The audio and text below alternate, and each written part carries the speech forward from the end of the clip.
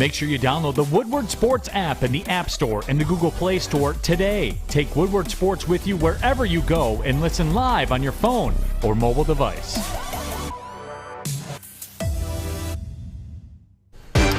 Good morning, everybody. Welcome to the Morning Woodward Show here on the Woodward Sports Network. As you start your Fridays, we just want to say thank you for joining us live, woodwardsports.com. A beautiful Friday morning if you like the snow, and a horrible Friday morning, well, if you don't like anything but the sun. So, Michiganders, get ready for 8 months where you won't see the sun probably, and all you'll see is snow. I mean, you'll see the sun. And if you don't have auto start in your car, I have some advice for you. Get your ass up and go get it. Because in 2022, soon to be 2023, you need auto start. Because it's just going to get colder and you're getting lazier. Having said that, good morning, everybody. Good morning, Jeff. Good morning, Fish. Alex, we'll save you for later. How's everybody doing this morning? I'm doing good. Great stuff last night. Great call by you. Titans beat the Packers. Great call. Titans dominate the Packers. But I want to start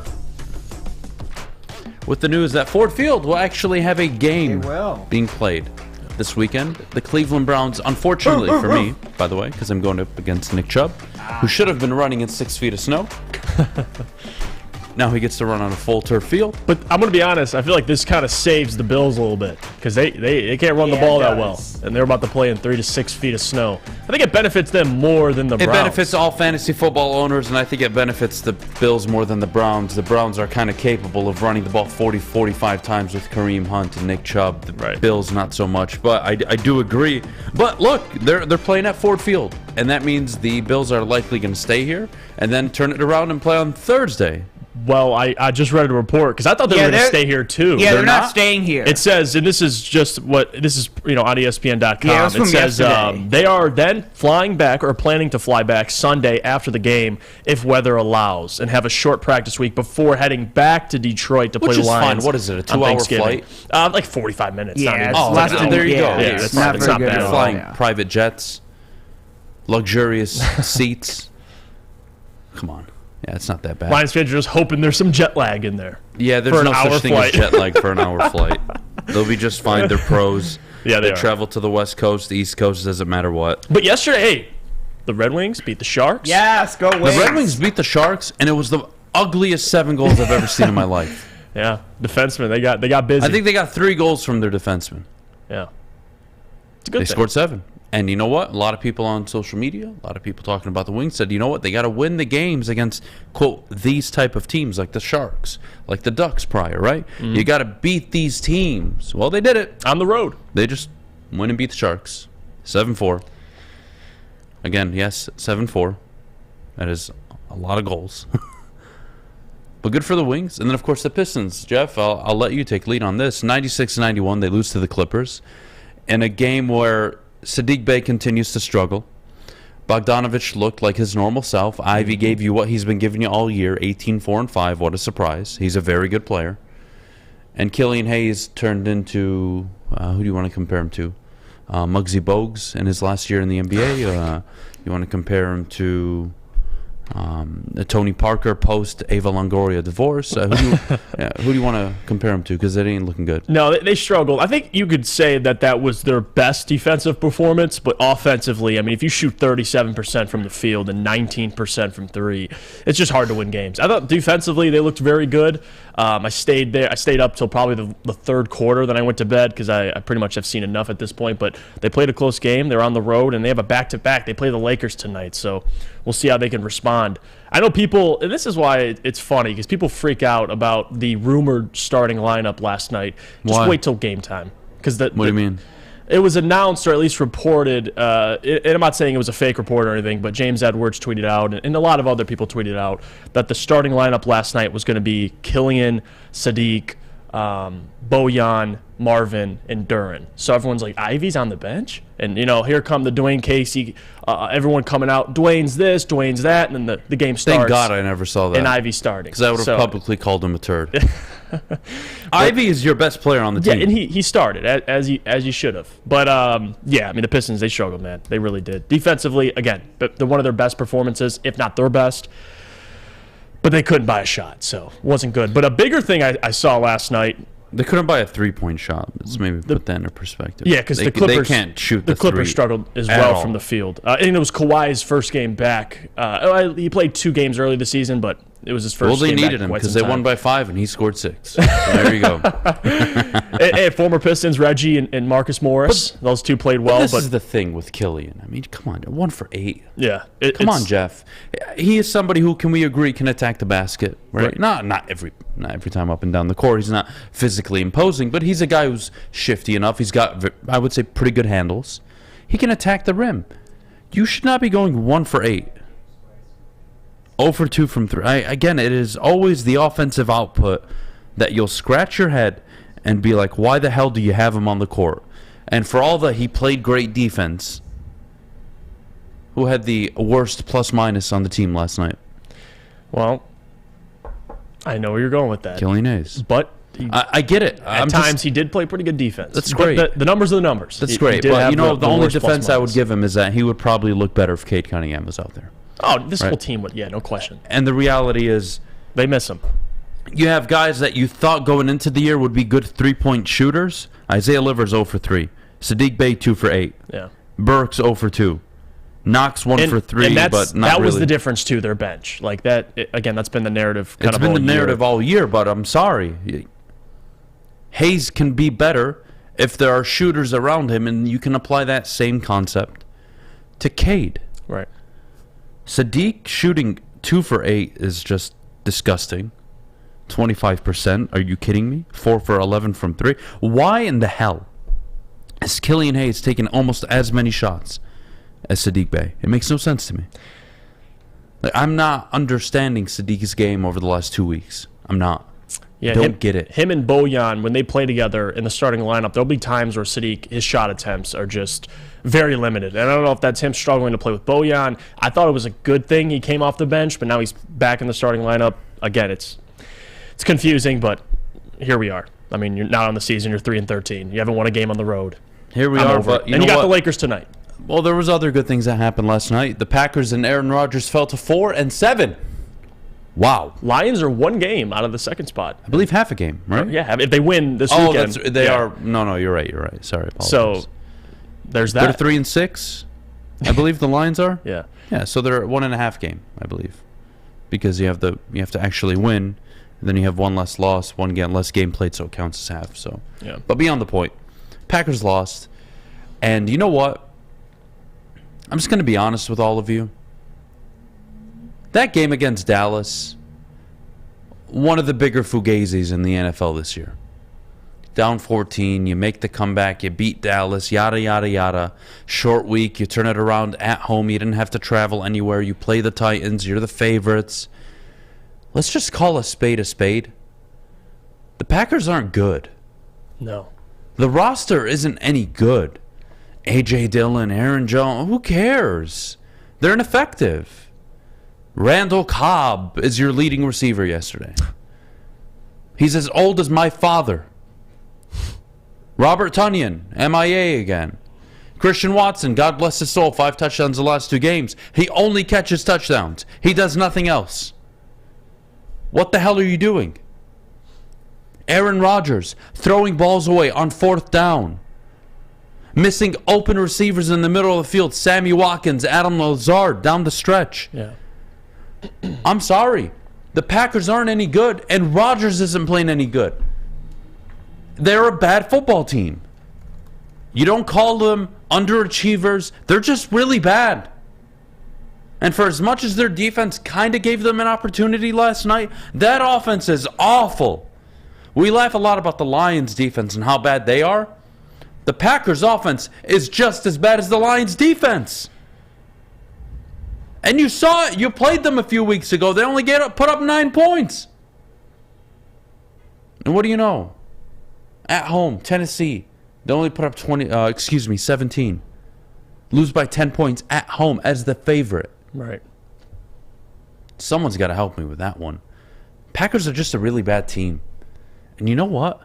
Finally, since I was born, they were 500 or better every single year. Yeah. About time. Almost every year, I should say. 26 of the last 30 Yeah, I mean, years. you look at a franchise that went from Brett Favre to Aaron Rodgers. They have had decade after decade after decade of good quarterback play. Good teams, perennial contenders. It's about time they take a backseat and suck for a little bit. But that's what you get as a Packers fan. Not because, you deserve to lose. When you pay your quarterback $50 million, he needs to compensate for everything around him because there isn't going to be much. And you know what happens, Jeff? When your quarterback doesn't report and he doesn't spend the whole offseason with his receivers, what you saw last night, frustration, hands up in the air, throwing the ball away, missing receivers, timing's off. What a surprise. You're 11 games into the year, you still don't have any chemistry. I wonder why. Packers are just a really bad football team. They really are. Titans, Mike Vrabel, God bless him. He's done a hell of a job. 4 consecutive winning seasons. The number 1 seed in the AFC last year. Derrick Henry only gets better as the season goes on. And their red zone offense is, I think, the best right now in the NFL in terms of getting there Touchdown and actually percentage. converting. Yes. Yeah, converting in the red zone. So they're impressive. They are, I would say, the second best team in the AFC right now. I'd only put them behind maybe the Chiefs. Oh, yeah. And I think the Bills are a close third, but the Bills have their own problems. Tennessee, to me, when Ryan Tannehill plays that way, when they're able to run play action and hit some deep balls, Treylon Burks had a good game last night. Robert Woods had a few big catches. When you're able to play the way they did last night, I would put my money on Tennessee against anybody. Good defense, running the ball, controlling the clock, converting on third down, hitting deep balls, getting into the red zone, and converting. Right. There's not many scarier teams than that Titans team when they're on point. Yeah, they dominate at the line of scrimmage. I think they're the first in the NFL in pressures, getting to the quarterback, at least pressuring them. So you talk about what they can do on the ground with Derrick Henry. They also, on defense, they can also get after your quarterback. So Tennessee, man, they're a good football team. They really are. Fair enough. I knew that. That's why I picked them. Fair But enough. hey, we can't Great end this call. first segment without bringing up Michigan, because Michigan losing yesterday to Arizona State Who cares? and the fashion they lost to. No, listen, I'm not a regular season guy for college basketball. But listen, I get that. But Arizona State last night shooting 60% from the field. Michigan can't stop a nosebleed on defense, so that's something they're going to have to fix. But again, I like watching college basketball. I watched the game last night, and I'm just watching. I'm like, my I'm not God, a fan. this team cannot defend. I know don't it's get early. engaged. I don't get engaged with college basketball up Jesus. until January. So I reserve 60% and 57% from 3. Oh well. Go Arizona State. Oh well. Let's take a break. When we get back, the tail of the tape. We got a jam-packed show, by the way. Coming up, we'll talk about the Giants, the Lions, their ability to win and lose in one-possession games. 8:30, we'll get to Michigan. 8:45, Mike Kimber joins us to talk some Lions football. Top of the hour, we'll get back to the Lions and Giants game. 9:15, Jay from Let's Talk Lions will be on at 9:15. Again, we'll go around the NFL at 9:30, and then we'll wrap up with not only the best bets for the weekend, but some World Cup talk with Fish. And our predictions for the Giants-Lions games. We got a lot of stuff coming up in just a bit. But before we go, Jeff, our good friends over at Guardian Alarm. Well, Guardian Alarm means, and with the snow especially, that you need protection while you're inside. And if you call 1-800-STAY-OUT today, you can rest easy knowing you have 24/7 protection in your home. That's 1-800-STAY-OUT. Let them know your friends at Woodward Sports sent you. Introducing the Planet Fitness Guide to getting that post-workout glow. Step 1, what's your why? More epic energy, better sleep, blow off steam? Step 2, join Planet Fitness for just $10 a month and get moving in our clean and spacious clubs. Step 3, bask in that post-workout glow. Join Planet Fitness today for just $10 a month. Join today at any of the 50-plus Detroit area locations. It's a great day to get some Centron in your life. Okay. There it is. Centron, here we go. Gotta grab the cranberry. Oh wait, it's 2 for $4. Gotta double up with the classic as well. Centron World, baby. Centron, available at select Krogers, and if you wanna know how, go to @CentronWorld.com. You get dope like me. You know what? Why wait?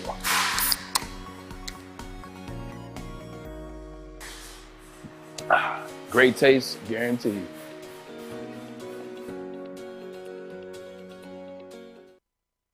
You have an opinion? Make sure it's seen and heard. Corner, jumper, Tweet us, hop on the YouTube chat, slide in the DMS at Woodward Sports on all social media. Check out Moneyball Sportswear because it is your one-stop shop. Whether you want the latest look in athletic apparel or you need uniforms for your team, Moneyball has it all. Stop in Moneyball's showroom in Southfield and experience the only way to ball, or visit moneyballsportswear.com. Join Woodward Sports Network's own Braylon Edwards on Black Friday from 11 a.m. to 12 p.m., and you could win some Moneyball swag. Moneyball, the only way to ball. Oh, yeah. 8:16, Friday morning. The day before Saturday kickoff for Michigan and Michigan State. 2 days before the Lions visit the Giants at MetLife Stadium. 3 days before the World Cup, Fish. Well, 2, but... Is it? No, They Friday, play Saturday, Sunday. Sunday. Oh, okay, 3. Oh, I get what you're saying. Yeah. Yeah, that's fair enough. 2 But 3 days yeah. till USA plays. I'm sorry? 3 days till USA plays. 3 days till the U.S. plays who? Wales? Yep. They're going to give... You think so? We'll see, man. Okay. We'll see. I'll be rooting for them. Okay. I saw Yesterday you said they were gonna get By the first way, in the group. can we take like 2 minutes to talk about the hosting nation? I would love to. Okay. Where do you want to start? There's many places we can go. All right. Look, this is why the Middle East can't have nice things. And I can say this and you can't. I guess. I don't know. You can say whatever you want. I don't really care. I don't get offended. So, having said that, this is why the Middle East shouldn't get nice things. 1, they don't want to sell beer. Fuck you. Yeah. 2, their complete setup is garbage.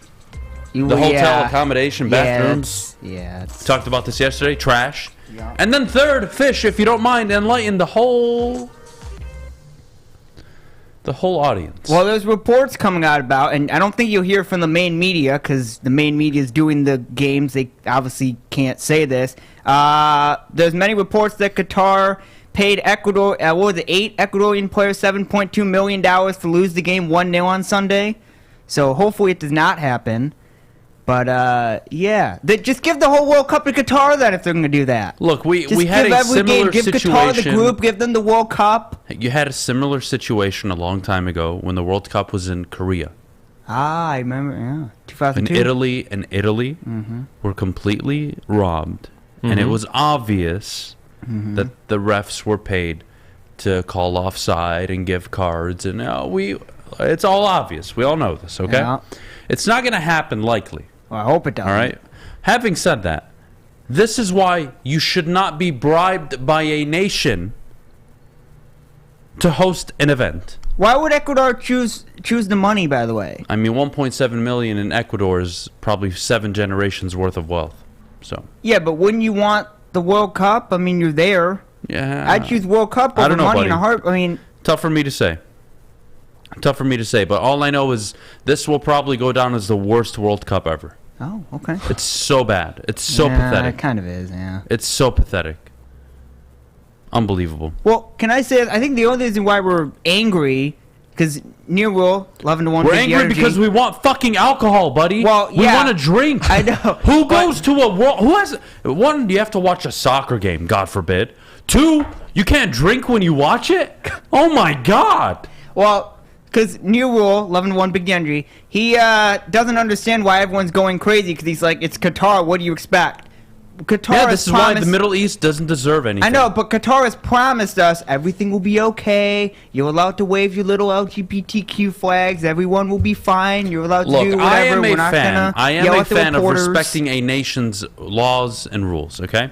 Even if I don't agree with them, right? So I don't mind their stances on a few of those things. I really don't. It's their country. They do what the hell they want. Everybody is a guest in their country. Having said that, when you choose, not only choose, when you pay to host a world event, you dumbasses, you get the whole world to show up. Yeah. Different beliefs, different looks, different Nationalities. culture, different everything. Yeah, you knew what you're signing up for. You dumb asses. God, these Arab countries, man.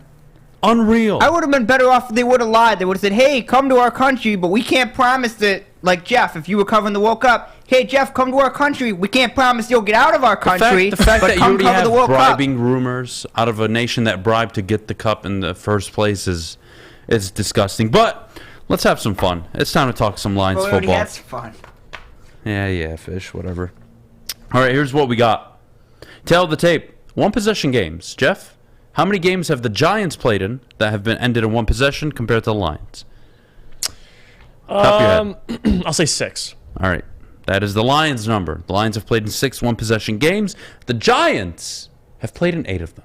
Oh, wow, all but one game. All but one game. Yeah. The Giants are 7-1 in one-possession games. The Lions are 2-4.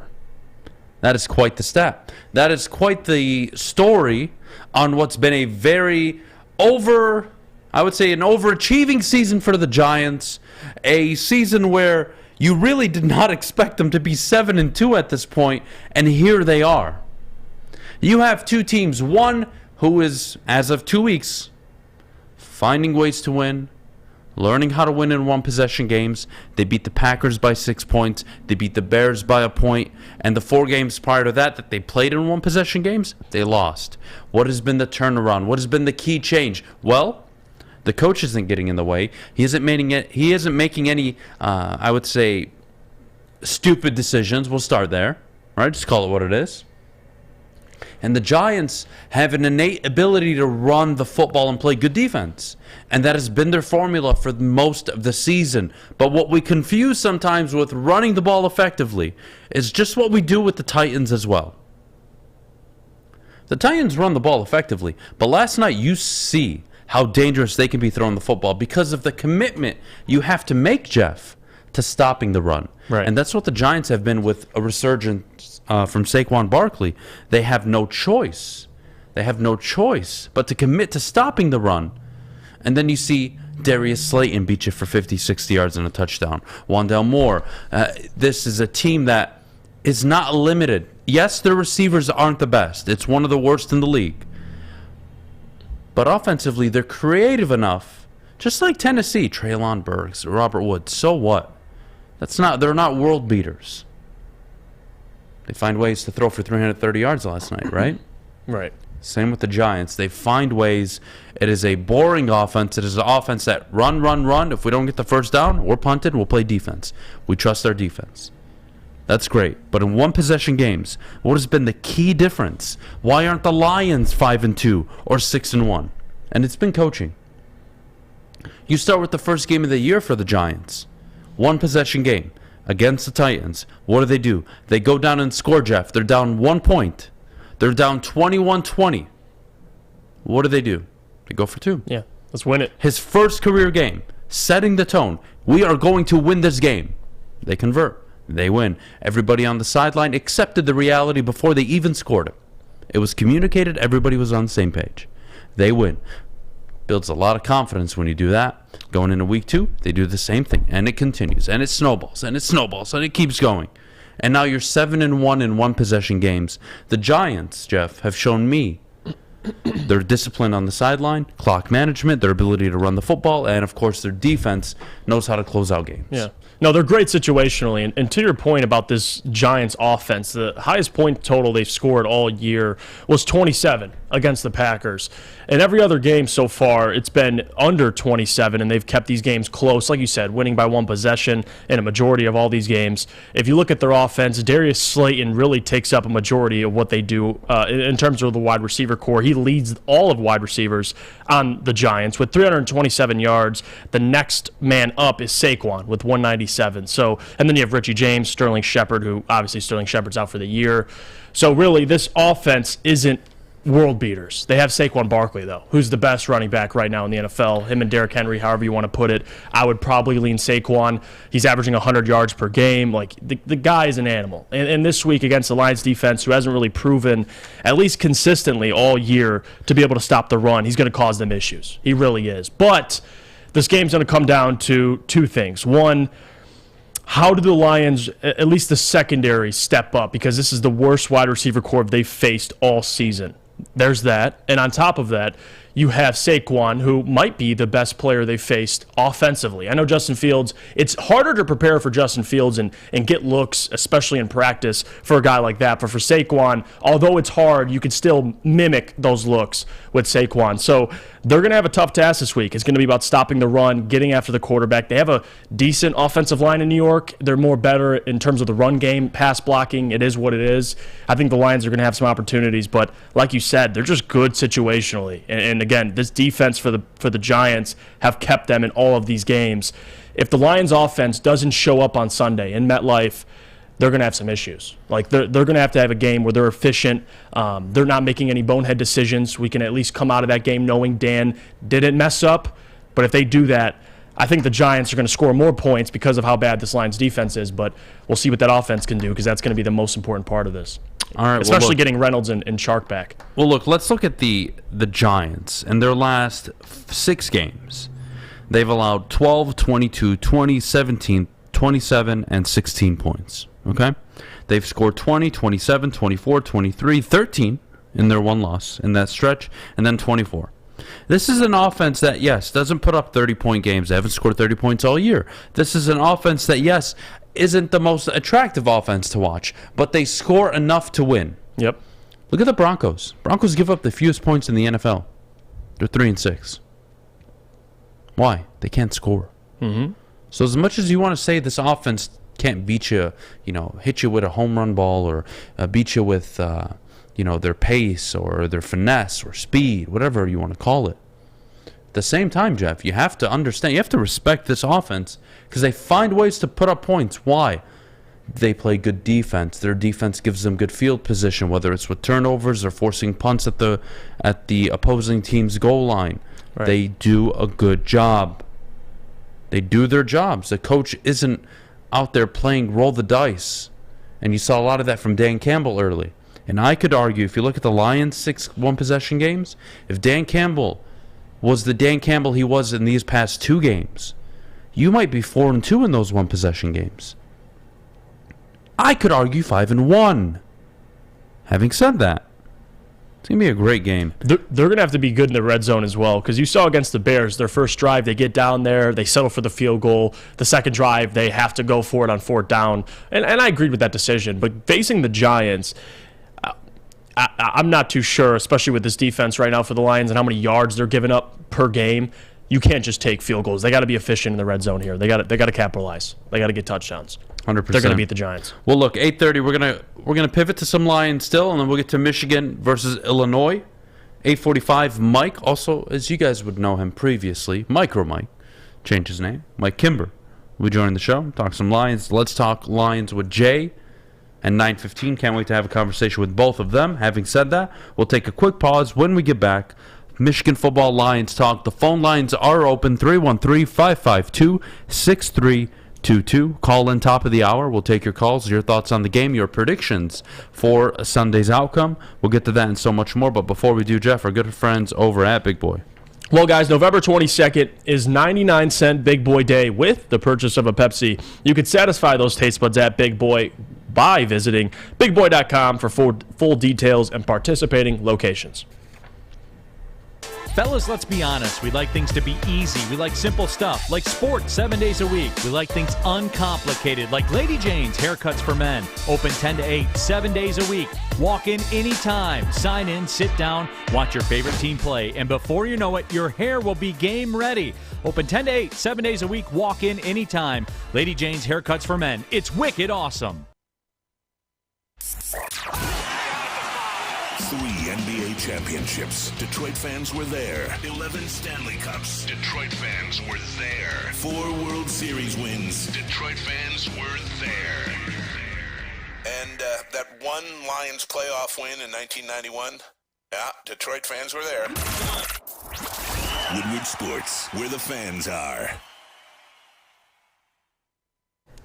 Jeff Iafrate here. Let me tell you about our friends at Chili Pepper Standing because, guys, Chili Pepper Standing is where you'll find all the cleanest salons in the D with spotless, sanitized rooms and trained and certified tanning professionals. Don't forget to pick up the Australian Gold Designer Skin, Caltan, and Swedish Beauty Lotions. You can join the Pepper Club for all the best deals. They'll beat all competitors by $5. ChiliPepperStanding.com. Hottest bulbs, hottest deals, darkest tans. Your Vitamin D headquarters, 27 locations, and more on the way. Chili Peppers, Dan.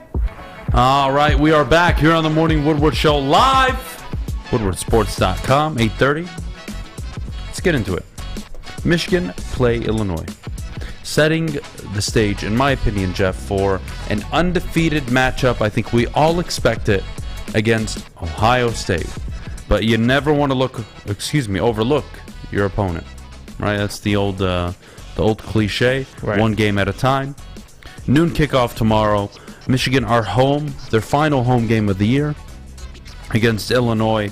I expect an absolute beatdown. I think Michigan will expose Illinois' offense.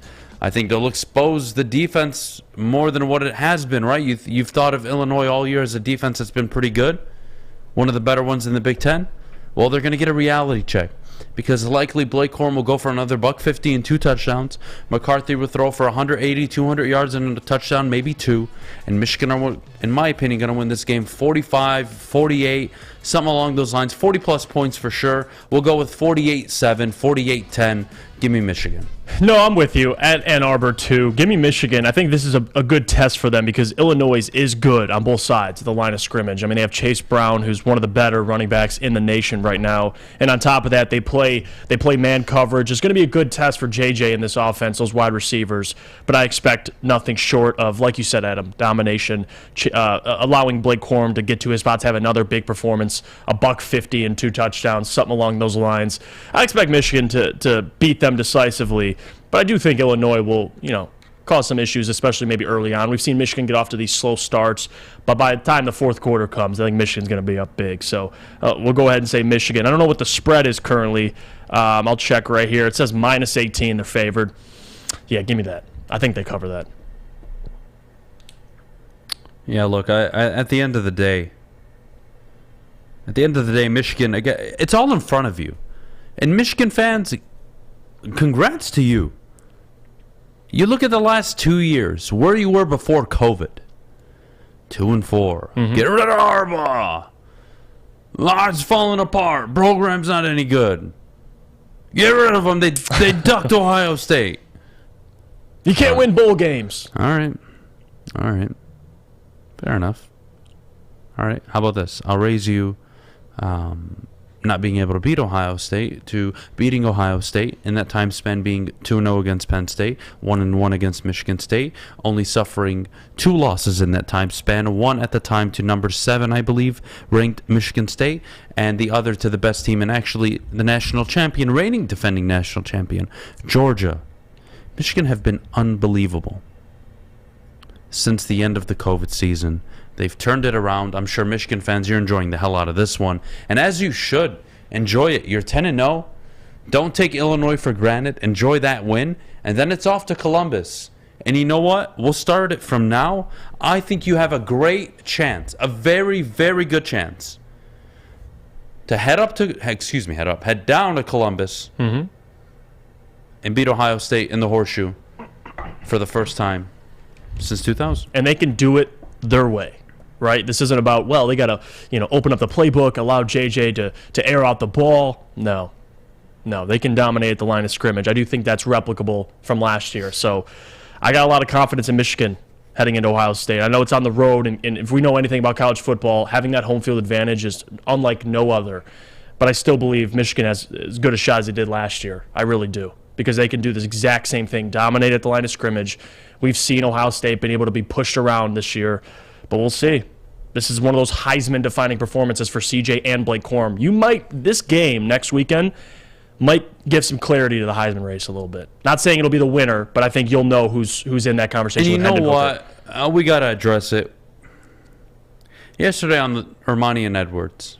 What happened? Armani and Braylon made the case, along with Maz. They sat up there, had a conversation that Blake Corum's season this year is more impressive and a better, I wish I was lying, a better resume than Kenneth Walker's last year. So, if you don't mind, Jeff, give me a few minutes. Do you mind? Go ahead. Take the floor. Okay, I'm going to stand up for this one. All right. Hi, guys. Hope you're all having a great morning. Let's have a conversation. Kenneth Walker, last season, had arguably one of the single greatest seasons by a collegiate running back in 25 years. He took an unranked school on the road to Northwestern as a transfer, and on his first carry, house call. Then went on the road to Miami, house call. And then carried Michigan State to a 5-0 start. And what do you know? It turned into 7-0. And then when you hosted one of the better teams in the country, the eventual Big Ten champion, Michigan, with no offensive line help, he ran for 5 touchdowns. 5 touchdowns in a matchup of undefeateds. Kenneth Walker did that. Against 3 Followed up with picks. Purdue, not the best performance, yada, yada, yada. The Ohio State game, he gets hurt. Okay, I understand. That does not take away the impact he made. And that's another thing about the Heisman. What is your impact? As the most outstanding player in the country, how much impact do you have? If Kenneth Walker is not on Michigan State last year, are they a 5-win team? 6? Maybe. Maybe they make a bowl game. They're lucky if they make a bowl game. Yeah. And what do you know? He leaves, and they're now in the gutter. Blake Corum wasn't the de facto back last year. They won the Big Ten. This year's the de facto back, but I could argue the guy on the bench is probably better than he is. And Donovan Edwards. And on top of that, if Donovan Edwards was getting all those carries, would Michigan still be 10-0? I would think so. Reverse the roles. I'm sorry. I know he wears the maize and blue. I know Michigan's a big-time program, a big-time brand. I'm all for it. Don't get me wrong, guys. Blake Corum is not having 10% of the season that Kenneth Walker did last year.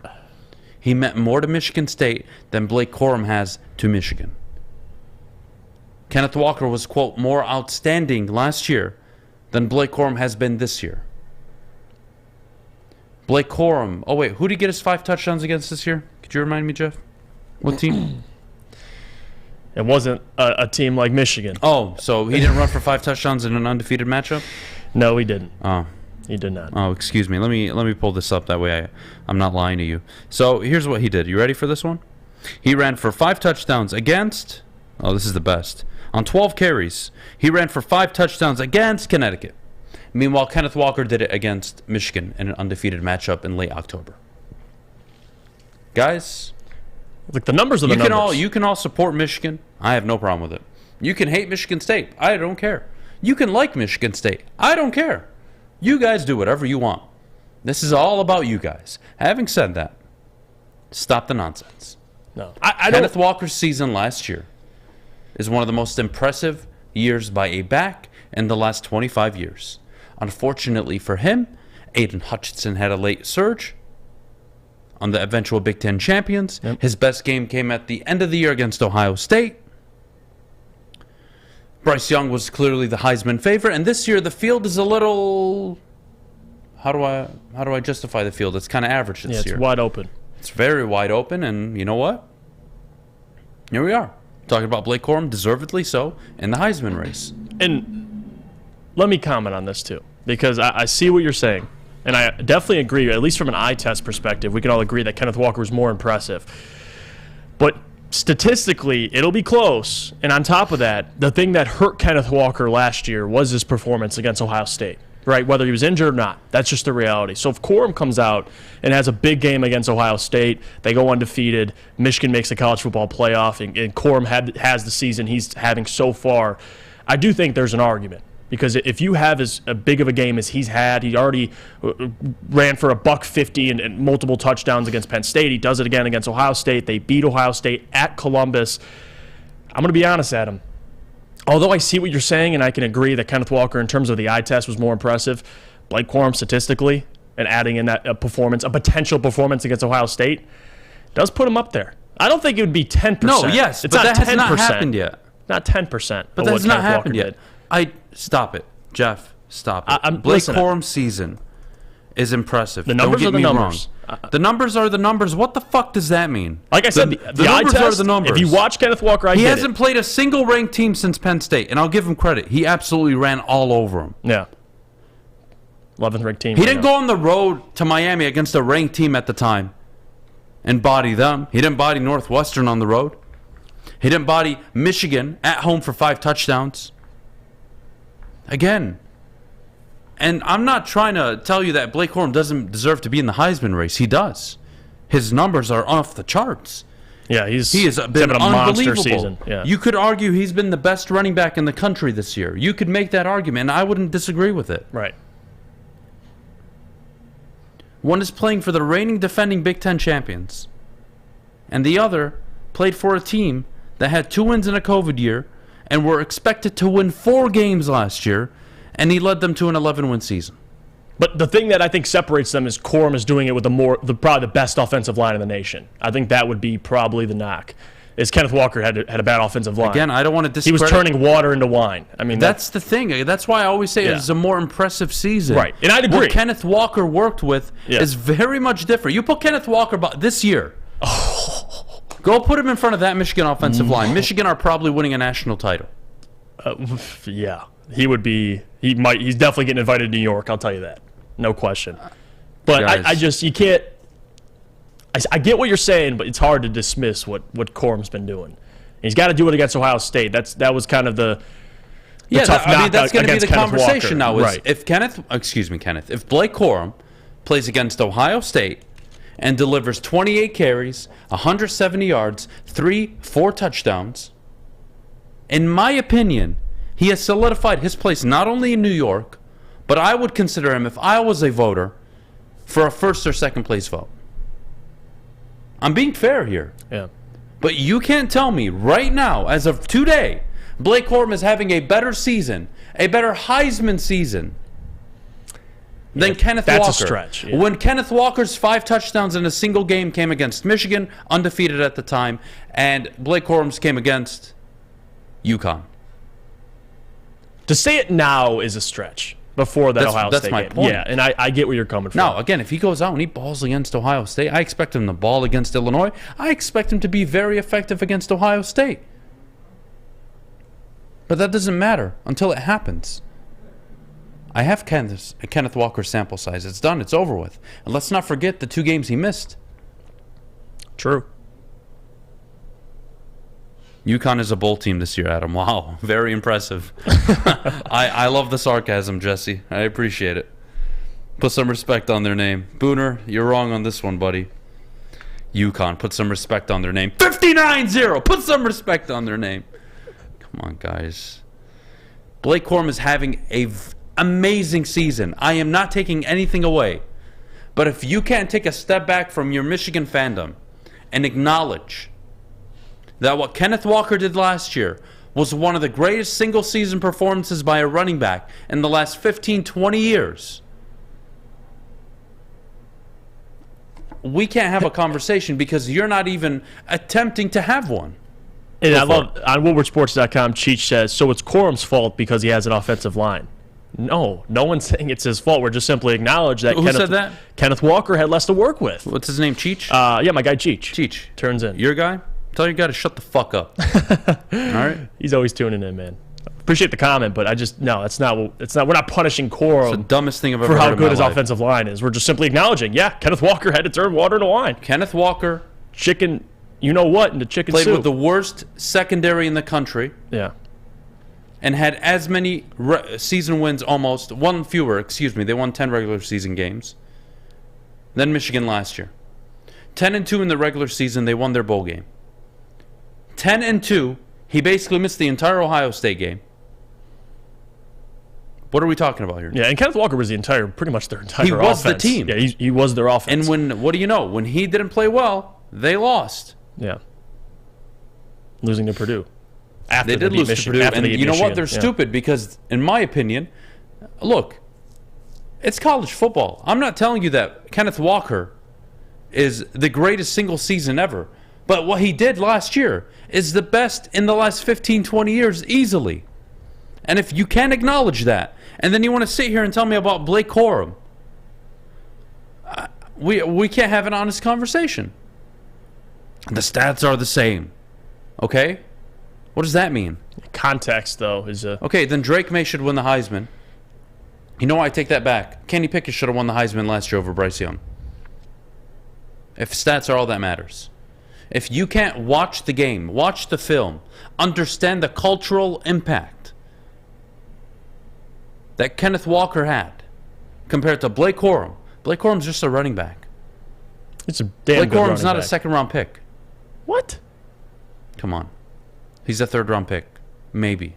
Maybe? Maybe. He's 5... Jeff. Okay. All right. Keep going. Jeff. I'm not stealing your thunder. Keep going. Jeff, what did Hassan Haskins do last year? Oh, he had a monster season. Oh, did he? Yeah. Because the stats are all that matter, right? I'm asking. Don't laugh at me. He ran for 1,400 yards, 20 touchdowns. Yeah. He was a menace. What round did he go in? 4th round. Stop it. Why wasn't Hassan Haskins in the Heisman race? 20 touchdowns last year. 5 yards a carry. 1,327 yards. 131 yards receiving. Hassan Haskins. Mm-hmm. What about him? What a joke. What a joke. All right. We're going to be back in just a bit to talk to Mike about the Detroit Lions when we get back. So much more action. Let's talk Lions. Jay will be joining us at 9:15. We got a lot to talk about. Please don't tell me, Jake, you're comparing Corum to Barry Sanders. I will ban you from the Woodward Sports Chat. But let's get the show moving. Jeff, our good friends over at Swiss Insurance. Let me tell you about them. Swiss Insurance Group and their employees are heavily involved in their community. It is very rewarding, but also comes with great responsibility. If you sit on a local youth sports board, homeowners association, or a volunteers coach, directors and officers insurance is a must. Make sure the kids, parents, and volunteers are protected. Call Swiss Insurance today. Thanksgiving is all about family and friends. That's why Woodward Sports wants to send you and your crew front row for the Thanksgiving Day football game. Easy there. Hey, it's Thanksgiving. Shouldn't you be in Detroit losing a football game right now? That's right, you and 3 people that you're thankful for sitting in row number 1. So close you can hear the action, smell the excitement, and taste the glory of Detroit football. All you have to do to enter is retweet or share our post on Twitter and IG and tag 3 of your friends or family. If all 3 of those people are following Woodward Sports too, and we pick your name, you and your crew will all get the best seats inside Ford Field. So hop on Twitter and Instagram and tag your crew. And we'll see you Thanksgiving Day at Ford Field. Brought to you by Lady Jane's and Custom Health Centers. By now you know me, Christina Gennari, as the obvious choice in real estate. And you know my website, soldchristina.com, as your #1 resource for buying or selling your home. Myself, along with my amazing staff, pride ourselves on making your home buying and selling experience a relaxing and easy one. Come see why we are the obvious choice. Christina Gennari at soldchristina.com, the obvious choice in real estate. Woodward Avenue, the first paved road in America. Woodward Sports, the first sports network born in Detroit and made for Detroit. Downtown Detroit is all decked out this holiday season with the return of the Cadillac Lodge and the Monroe Street Midway. Shop, eat, and play downtown all winter long with decked out Detroit. I had to rush through that one. I apologize. Jake, my friend Jake. My friend Drake. Oh, Adam, you're criticizing Corum for being 5'8". I'm not comparing their talents. Buddy, shut the fuck up. Do me a favor. Oklahoma State, 1988. Barry Sanders ran for 2,600 yards and 37 touchdowns coming out of college. I mean, yeah, that's... When Blake Corum does that, you call me and tell me I'm the idiot. Not comparing the talent. Well, I'm just saying they're 5'8". What a stupid data point. What a stupid data point. Dumbasses, man. What's up, Mike? Good morning, buddy. How should I address you now? Change your name. You running from the FBI? You can audit, frauding? What are you doing? Yeah, I'm definitely running from the FBI. I am racketeering over here. No doubt about it. That's exactly what's going on. You can call me Mike for sure. And, hey, man, it's Lions and Giants, baby. Mike, I like cats. Mike, what's going on over there? What graphic do you have up now? Man, I found this photo in the archives, and I thought this would be perfect to show everybody, Adam's true love towards cats and obviously our beautiful mascot, Rory. Yeah, Adam is he's a me and Rory guy. have beef, by the way. How do you have beef with Rory? Because he showed up to one of our events. He has beef with everyone, Jeff. You know that. A golf outing. Come on, we were cool. And he came on the show, and I said, one of the Lions is going to fire Dan Campbell, and he kind of gave me the, what the F, Well, Didn't the Tiger, didn't Paws do the same thing? Yeah, Paws when I told him, when are you going to get rid of Alavila, fat ass. Anyways. You asked the mascots the tough questions. Yeah, you're trying to get yourself Somebody's got to ask the questions. Mike, I got to start with you, buddy. First of all, 2-4 in their last 6 one-possession games. Are the Lions 2-0 in their most recent 2? The Giants on the year 7-1. This has one-possession game written all over it. Mike, what are you looking at? This is going to be a fun game, and I actually give the Lions an opportunity here because, yes, you look at the record 7-2, and it's, this is just a great game. But if you look at their stats there, their points allowed per game for the Giants is 19.2. Yards allowed is 350. That's 18th in the NFL. Passing yards, 217, 17th. Rushing defense, 24th with 133. The Lions have an opportunity very, very similar to the Chicago Bears game that we just play here. They're a running team. They're not a passing team. They're very sound all around regarding not shooting themselves in the foot and getting turnovers at +4, 6th in the NFL. So if the Lions come in this game and they play like they did with the Bears and only doing 2 penalties, the Lions have a shot to win this game and go 3 straight wins. Mike, when you look at this Giants offense now, they're not world beaters. They're not this explosive offense. I guess with Saquon they are. But overall, the wide receiver core, besides Darius Slayton, Saquon Barkley's their second leading receiver. So clearly, compared to who they faced so far this year, I would argue this is the worst wide receiver core they're facing. And that's why I feel like the offense is going to be really important this game. But also, you can throw in there everyone who faces the Lions defense, their offense gets inflated a little bit. But in your opinion, how important is it for the offense this week? I know it's on the road, but to be able to capitalize in the red zone and put up points, because the Giants this year, their highest point total was 27 against the Green Bay Packers. The game plan should be score fast on the New York Giants and force them to throw the football. When it comes to the Giants, they're butt cheeks throwing the football. They're not that good. They're just like the Chicago Bears, one of the worst in the NFL offensively. Rushing yards, they're good. So if we can score early and force Daniel Jones to attempt to win the game, the Lions can do what we did against the Bears, and we can get some turnovers because that's what Daniel Jones can do. Now, he is a little bit of a mobile quarterback, but again, he's not Justin Fields. He's not Geno Smith. Score early, score fast, and get her done. Force Daniel Jones. Lions can win. And what do you think about now the return of Reynolds? You have DJ Chark, Romeo Okwara is back at practice. How much do those guys have an impact for this team? They're on a 2-game winning streak without those guys, but now having them back, how important is it to this game, trying to get 3 now in a row? Ooh, it's fantastic. This is the time where you want to get healthy. This is where good teams really kind of elevate their status. They really started the season to make that move, and we've been hit with a lot of injuries throughout this season, and now with potentially Josh Reynolds coming back. Romeo Okwara, the other edge rusher that we've been missing now for a year and a half. And then you got Jamison Williams coming back. My God. So this offense and defense, we could get it done. You go on a little bit of a run. No excuses from the coaching staff regarding injuries. You'll have the pieces there. Get it done. Let's go. Sorry, I'm getting into a heated argument at the moment. Mike, I apologize. Was it fantasy football? No. Nothing to do with fantasy football. It's actually regarding... don't worry about it. Anyways, Mike, here's the question I got for you. Daniel Jones, they have been able to limit his turnovers, his ability by moving him out of the pocket, making the decisions easy. This is a team that runs the football, play action, very similar to the Lions, except I would say the Lions have more weapons, especially at the receiving position.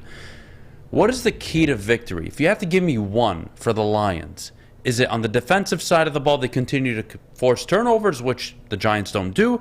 Or is it this offense comes out and gives you 27, 28, dare I say, 30? The key victory for the Detroit Lions is stopping Saquon Barkley. He's got nearly 1,000 yards rushing. This guy is their offense.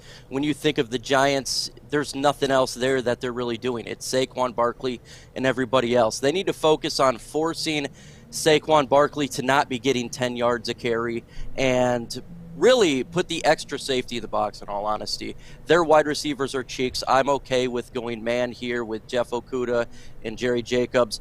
Put the extra guy, Saquon Barkley, stop this beast, because if he does get going and he's doing chunk plays, it's going to be a long day. They're great at time of possession over there in New York.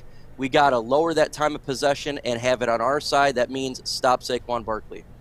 I think the clear thing that Lions fans will at least be paying attention to is Kayvon Thibodeau, Aiden Hutchinson, their first game not facing directly against each other, but both playing in the same game. What are your expectations for Aiden this game? Because this is an offensive line for the Giants that have been spotty at times. They have Andrew Thomas, who's having a hell of a year. Evan Neal finding his way into the NFL. He's playing better as of late. What is Aiden, or what are your expectations for this defensive line, just in general? Because last week it felt like they're getting more healthier. You get Harris back. Julian Okwara has hit one of his better, if not his best game of his career. What are your expectations for Aiden? How important is that defensive line? Because we know you got to stop the run, but getting after Daniel Jones, especially like you said, if you could force them into passing situations, how important is it for Aiden and the rest of those guys to get some pressure on Sunday? I definitely am a fan of sacks to the face. But in this game, I think it's really important that Aiden Hutchinson and this defensive line really focus on stopping the run and just not letting Saquon Barkley go crazy. So hold the perimeter. Don't get beat on the perimeter. We've seen that multiple times with Aiden Hutchinson. Now, it's gotten better in the last game. And really focus on that, in all honesty. Try to get to the run first and then get to Daniel Jones. Force Daniel Jones to throw it. Don't let this guy run. Force him to throw the football. Sacks are great. And yes, by the way, all the people that said that Aiden Hutchinson to bust, we should take Kayvon Thibodeau, who's got 1 sack. Just an FYI, I want to throw that out there. But yeah, look, just stop Saquon Barkley. Don't let them run. Fair enough. Well, look, Mike, you got to tell me what. Let's talk about your name for a little bit. You changed it. It's kind of weird calling you Mike Kimber. I feel like that's like an Army Ranger name or something. It's kind of terrifying. What's up with the name change, and what's next for you? Well, look, I just wanted to get... I never really thought I would be anything on YouTube when I first started this channel a long time ago. And, Magic Mike was taken away, so I was like, I come up with something else. Ooh, Magic Micro Mike. Yeah, man, dance for sure. Not really, but I wanted to get to now it's expanding. It's getting bigger on YouTube. I wanted to go by my real name, and kind of brand that out there a little bit. You can still call me Micro Mike. You can still call me Micro Michelle, Macro Mike, Magic Mike, whatever you want to call me. But hey, I might chill have my out, buddy. name in there, Mike Kimber. Well, look, Mike, I can't thank you enough for hopping on this morning. Final score prediction. Give me it. Let's go, Mike. Let's go here. I got the Detroit Lions winning 24-23. Let's go. Cover the spread, baby. Let's go. 3-win. Big back-to-back wins on the road. I like it. I like it. Mike. Appreciate you hopping on with us. We'll see either Monday or Tuesday. We'll see how the show goes. We'll see how the weekend goes. You enjoy your weekend, buddy. Appreciate you, Mike. You're the man, dude. Go Lions. Absolutely, man. Bye, guys. Peace out. All right, top of the hour coming up. When we get back, let's set the stage for the Lions-Giants game. Let's take calls. 313-552-6322. Call in. Give us your predictions. What Let's hear do it. you got going on this Sunday? Then we'll get to Jay from Let's Talk Lines at 9:15. And we'll continue the show. But before we go, I got to tell you about our good friends over at Planet Fitness. Start getting yourself into shape in the judgment-free zone, a judgment-free environment. And that's at Planet Fitness. $10 a month. Your fitness is essential. Sign up today by visiting Planet Fitness in-store or at planetfitness.com. At work and at home, we're there with smarter security solutions. Featuring complete automation with customized alerts and more. For over 90 years, we've been the company that's been counted on to protect what matters most, all with personalized service and care. Right now, for a limited time, receive a free video device plus free installation with a new home system. Guardian Alarm. We protect Michigan. When you need apparel, there's only one place to go. Big Frog in Novi. With no setup fees, no artwork fees, no minimum, and a 24-hour turnaround, you can have your whole team outfitted in no time. Embroidery, direct-to-garment, vinyl, and screen printing, Big Frog has it all in all the styles you want. So whether it's a sports team, fundraiser, school event, or corporate needs, Big Frog is your one-stop destination. Visit bigfrog.com/Novi or call 844-4-BIG-FROG. Get a shot up. This is for the win. All of Detroit's sports teams live on Woodward. All of Detroit's sports coverage lives on Woodward Sports. Driving the best in Detroit sports coverage. At Alta, uptime matters. Alta Equipment has everything you need to get the job done if you have a big project coming up. Well, Alta Rent has you covered. Call them today, 844-GO-TO-ALTA. That's 844-GO-TO-ALTA today. All right, we are back here on the Morning Woodward Show live. Top of the hour, woodwardsports.com. Let's go to the people. Lions, Giants, Sunday, 1 o'clock kickoff. 313-552-6322. Call in for your thoughts on the game, your predictions. I am excited to see what happens from here. Things are going well. But, Jeff, we just talked to Mike. We got Jay coming up in about 12, 13 minutes. But the reality is, this is going to be a close game. I'm trying to... I do this every week, Jeff. I try to picture the best case scenario. I try to picture the worst. And then the outcome I do believe will happen. Yeah. Do I see the Giants or the Lions blowing the opposing team out? Boy, it's going to take a lot of mistakes for that to happen. Both teams are committed to running the football. They're run-first teams. Yep. I would say the passing offense of the Lions is more capable than the Giants. But that doesn't mean both teams don't want to run the football, establish the run early on, control the clock. And if you're the Lions, look, the defense has made a few key plays over the last 2 weeks. But I said this yesterday. I don't forget. 400 yards against the Packers, 400-plus yards against the Bears. You're still allowing teams to move up and down the field. And now you're playing a team that not only moves the ball, they don't commit turnovers.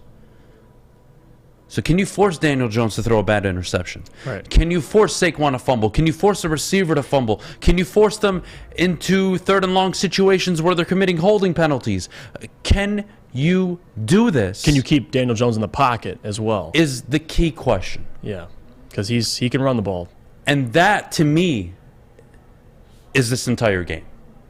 Because if the Lions are able to run the ball effectively, control the clock, well, that means the defense isn't on the field, and you're protecting them. But I don't forget, 383 against the Packers, 400-plus against the Bears.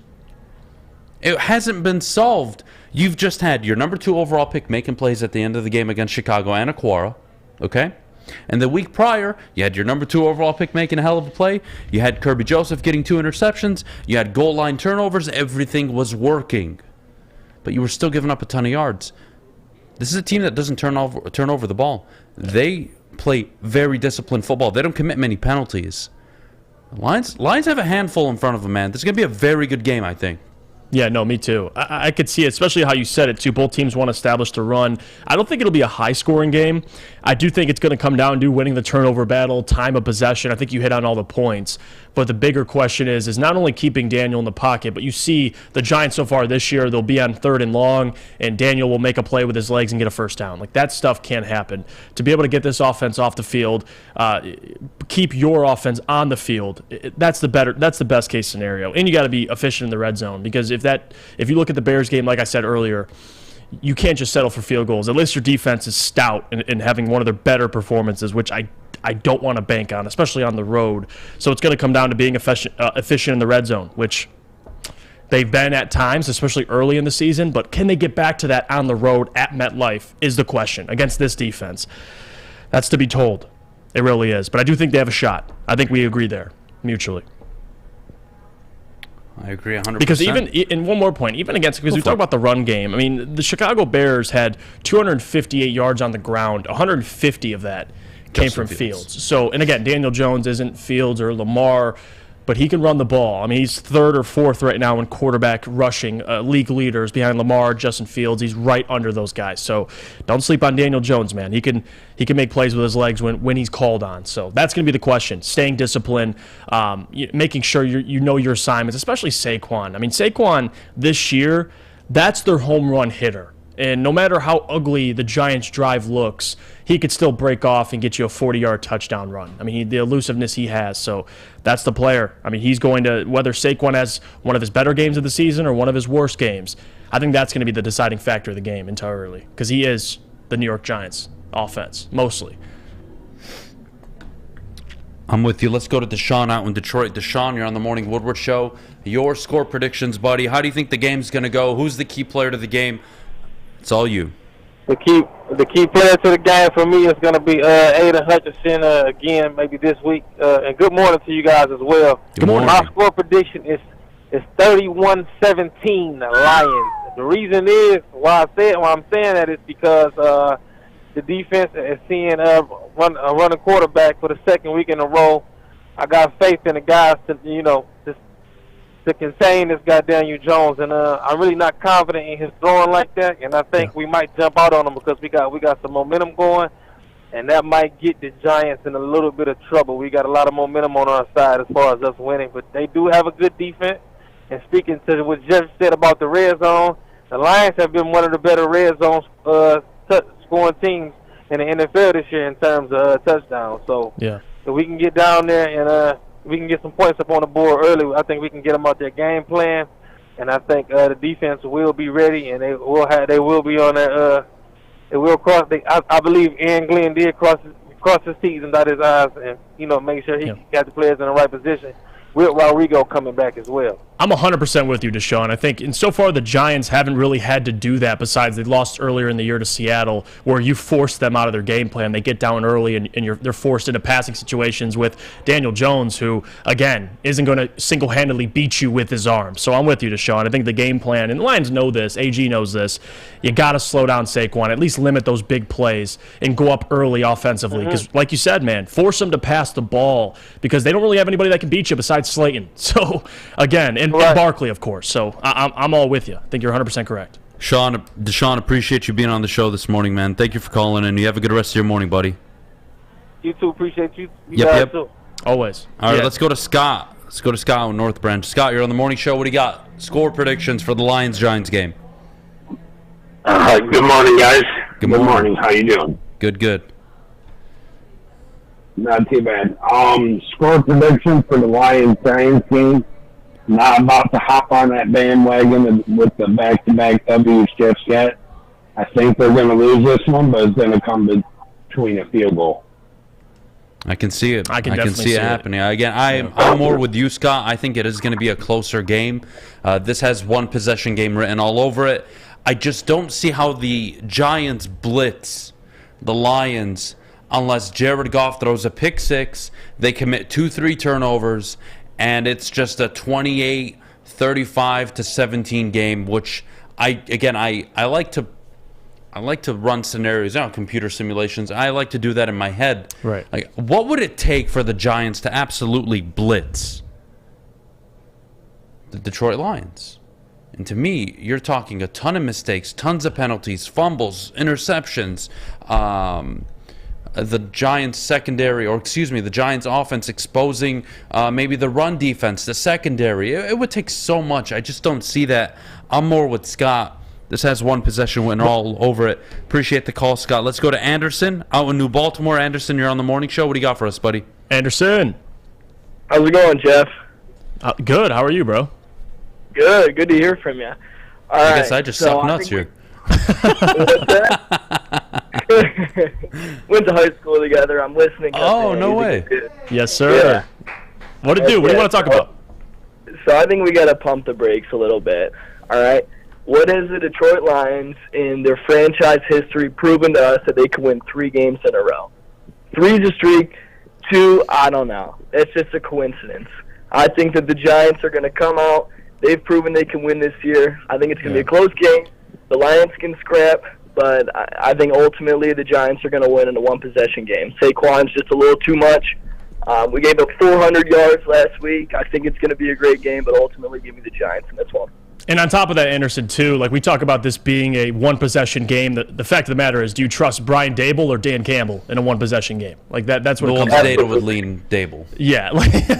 oh, interesting. Yeah. And what team is more disciplined? And honestly, the Lions have shown it at times, but it's going to be tough, man, going on the road. 100%. Appreciate the call, Anderson. Well done, buddy. Good talking to you, man.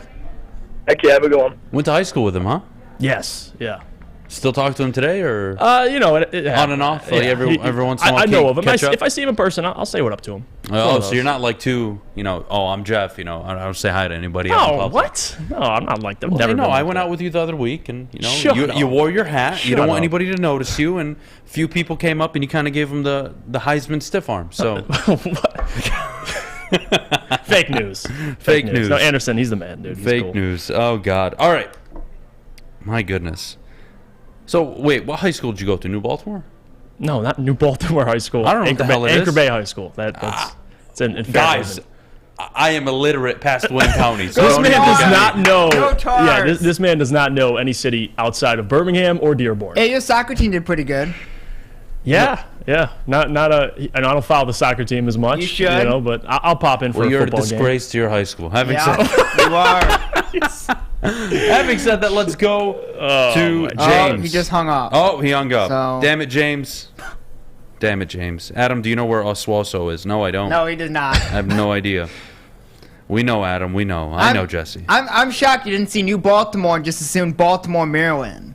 But that would be stupid. that's that bad. stupid. Yeah, Fish. that would be bad. All right, that would be bad. I've heard of New Baltimore before. Oh, I have. Yes, I just have yeah. never heard of Anchor Bay High School. Okay. Don't sleep. Yeah, don't sleep. Anchor Bay, hey, they got a good football Not team that too. good. They got a good American football team too. Yeah. You want to laugh? So my first 2 years of high school. Where'd you go to high school, Adam? Fortson. The Tractors. So the first 2 years, it was undefeated, lost in the state semis. And then the second year, I honestly draw a blank now, but they were probably like second round, lost to Cass Tech or something. But amazing, really good football team. And then I transferred, and boy, that was a wake-up call. The football team at the other school sucked. Where'd you go? Crestwood. Ah, okay. Yeah, we Different moved. program. Different program. It's like transferring from Michigan to... Is that by to... Grand Rapids? Oh, that's Kentwood, I think. What is it going like? Crestwood, no. It's like going from Michigan to... Okay. It's like going from Michigan to like... It's like going from Michigan... Grand No, not Rapids. Central. Don't say that. That's East rude. Kentwood, Grand... No, it's like going from Michigan... Like Shut the fuck up, Fish. It's like going from Michigan to Duke. Okay, so all right. You're going from football program to a basketball program, basically. Okay. That's basically what it was. Because when I got to Crestwood, it was basketball and baseball. So, whatever. Here we go. Adam, can I call back in and give my picks for the weekend? Scott, let me wrap up with Jay, and we'll get to you later. I promise. We got to bring on Jay from Let's Talk Lions coming up in just a bit. But before we go, I got to tell you about the official meat supplier. Yes, the meat supplier. I said that very sexually. Yeah, I don't know. Of the Woodward Sports Network, whether you like it or not. Inspired by the legendary chef Dave, the butchery is the go-to spot for all your meats, whether it's sandwiches to die for, Wagyu meats, artisan breads, inspired by Dave himself. Catering and bulk special orders are their specialty. Sandwiches to die for. Again, call 248-682-COWS. That's 248-682-COWS. For a limited time only, all new burgers and loaded fries at Big Boy. It's not a Slim Jim, it's the Big Jim. The chili cheese is such a tease. Guess what else is new? The bacon blue. How about upgrading those fries? Chili cheese fries, baked potato fries, nacho fries, what will it be? Satisfy those taste buds at Big Boy. My name is Lee. I've lost 35 pounds on the Custom Health Center program. So the 3 biggest benefits that I've gotten from this program has been I'm not snoring anymore, I have a lot of energy, it's great, and oh, by the way, look at this. No, I'm just kidding. No, I'm just kidding.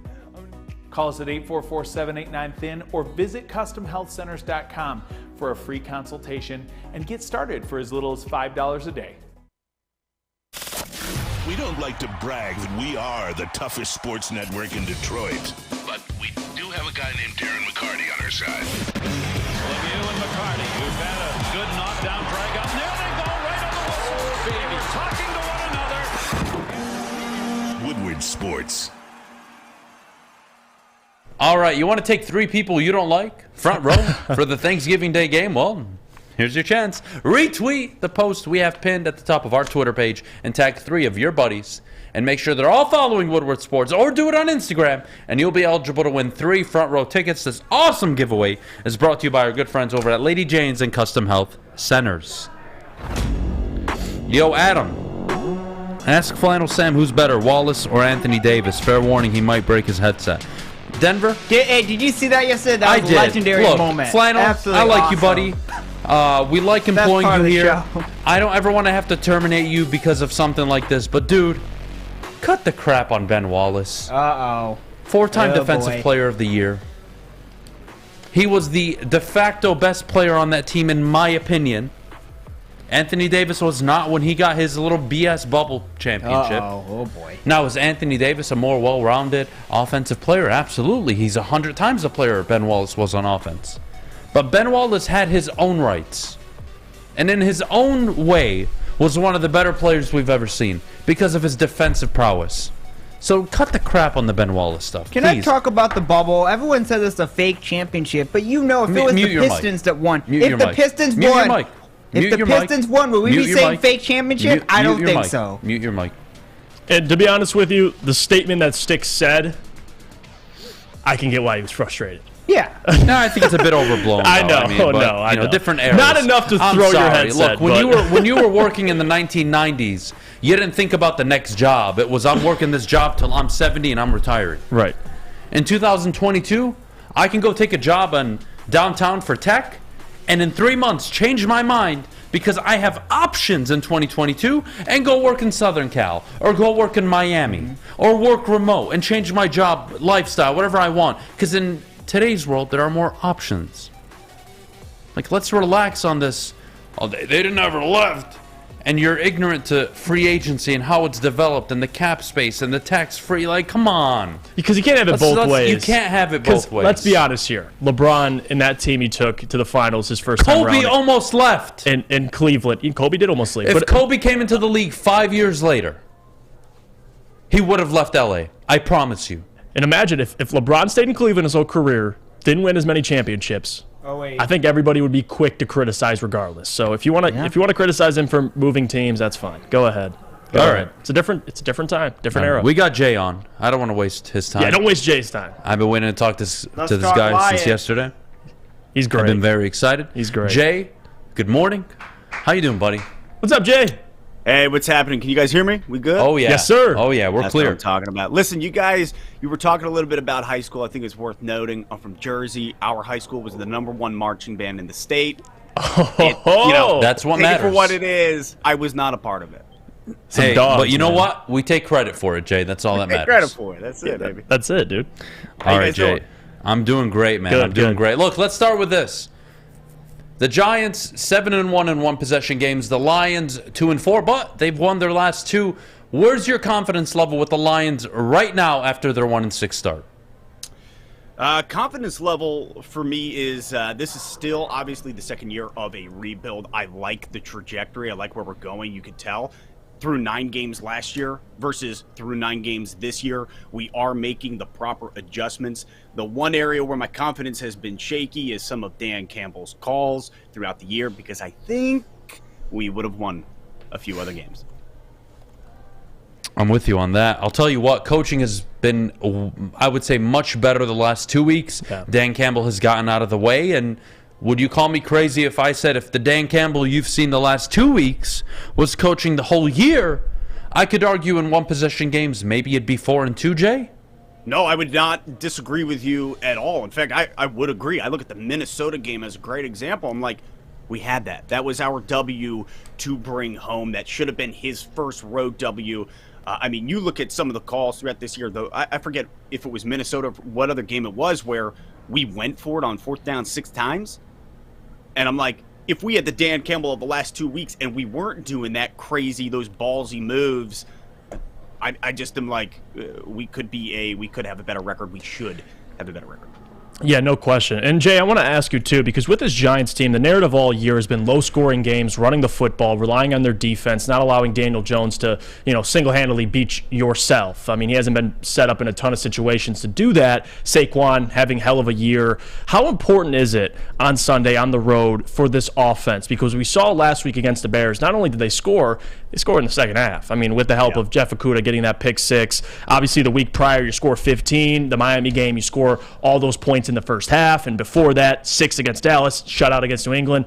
What do you need to see from this offense? Because in my opinion, defensively, we know the Giants, their stats are going to be a little inflated this week. They're going to play better, at least on the run game. But for you, how important is the offense this week to be able to pull out a win in New York?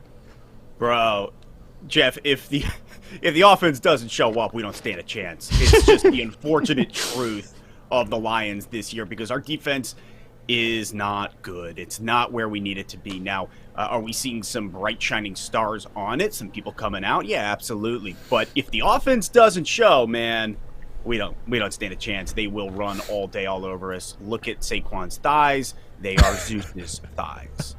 Well, I'll tell you what, speaking of the offense, DeAndre Swift, Jay, what the hell? Talk to me. Healthy for 3 weeks, not getting any touches. Yeah. I'm not understanding what the hell is going on.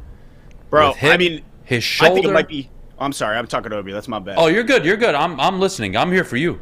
No, man, I'm just saying, I'm with you. I'm watching Swift, and I'm like, part of me is just afraid he's not actually as healthy as maybe we're all letting on, and it's more decoy because Swift's out there. The opposite, the opponent knows how explosive he is. But, bro, I'm not seeing any explosion out of him at all. Right. I mean, he's doesn't look fully healthy to me.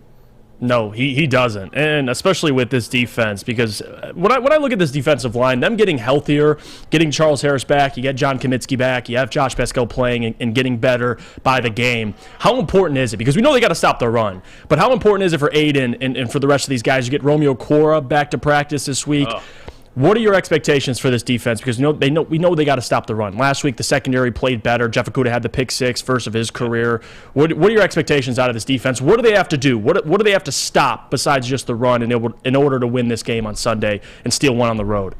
Sure. I think a huge element here is somewhere we have struggled all season is when trying to contain the QB and coming around from the outsides, and then they just dash up the center. We're like, the amount of times you watch Hutch coming off the edge, reaching in, attempting to grab the QB, and the QB scurries up the front. You even saw it with Rodgers. I mean, guys that aren't mobile. Danny Dimes has the capability of extending that third down. Vanilla Vic. Yep. Yeah, no, and I'm like, I am a little bit worried that he will be able to take those 3rd and longs, those 3rd and 10s, 3rd and 7s, and convert them into a first down on us. So the D-line, we have to, you got to stop Saquon. That's not even a question. It's a matter of also shutting down Danny Dimes. Not that he's a great runner, but he does have enough. He's an effective runner. No, I 100% agree with you. And if they lose contain, he will make you punish. He'll punish you for it. Having said that, you brought up Aiden Hutchinson, Jay. This is the cocaine. This is the guy. This is your number 2 overall pick. When you draft him, he is destined to be your elite pass rusher. Yep. And you know what? Through 9 games this year so far, 5.5 sacks. They're on a 2-game win streak. And when you needed him most last week, he didn't get a sack early on in Chicago and then fell off the map. No. When it mattered most and the Bears had to drop back and throw the football, he was there to help seal the game. Your thoughts on Aiden Hutchinson so far this year? I friggin' love him, dude. I'm loving what I'm seeing out of Hutch. Yeah, it's been a slow start, and some games, it's been a little inconsistent.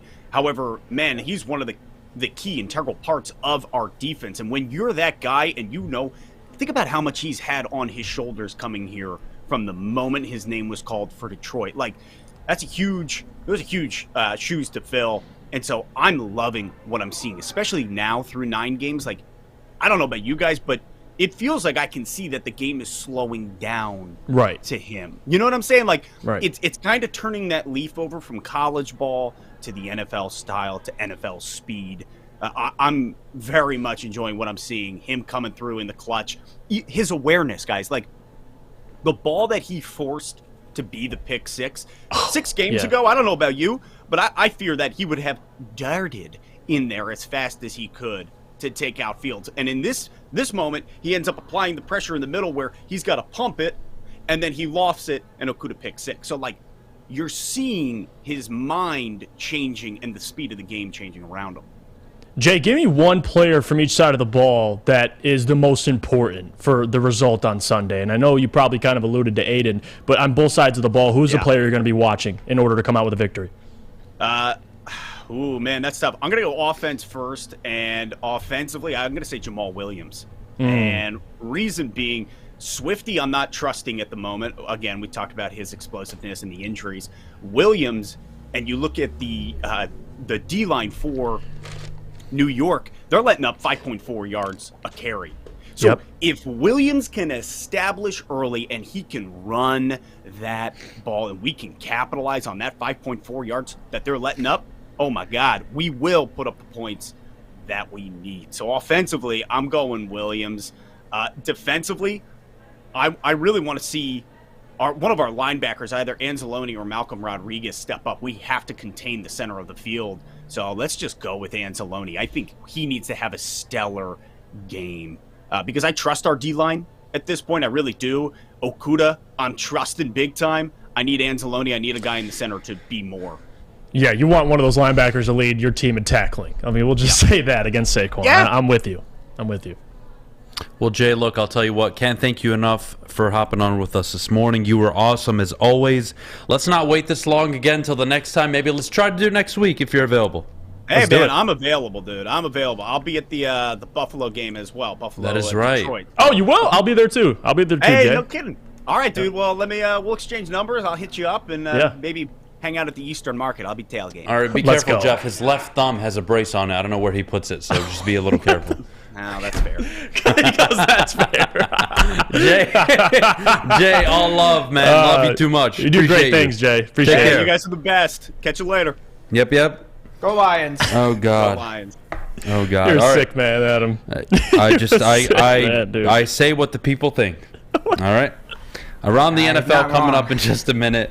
But before we go, Jeff, our good friends over at the Sports Marketing Agency. Well, the SMA Sports Marketing Agency, they help spread awareness about mental health and substance abuse. Their new podcast, This is the S Word, helps fight the stigma about seeking help. If you or someone you know is struggling, head to thesportsma.com for more information. Thanksgiving is all about family and friends. That's why Woodward Sports wants to send you and your crew front row for the Thanksgiving Day football game. Easy there. Hey, it's Thanksgiving. Shouldn't you be in Detroit losing a football game right now? That's right, you and 3 people that you're thankful for sitting in row number 1. So close you can hear the action, smell the excitement, and taste the glory of Detroit football. All you have to do to enter is retweet or share our post on Twitter and IG and tag 3 of your friends or family. If all 3 of those people are following Woodward Sports too, and we pick your name, you and your crew will all get the best seats inside Ford Field. So hop on Twitter and Instagram and tag your crew. And we'll see you Thanksgiving Day at Ford Field. Brought to you by Lady Jane's and Custom Health Centers. Introducing the Planet Fitness Guide to getting that post-workout glow. Step 1. What's your why? More epic energy? Better sleep? Blow off steam? Step 2. Join Planet Fitness for just $10 a month and get moving in our clean and spacious clubs. Step 3. Bask in that post-workout glow.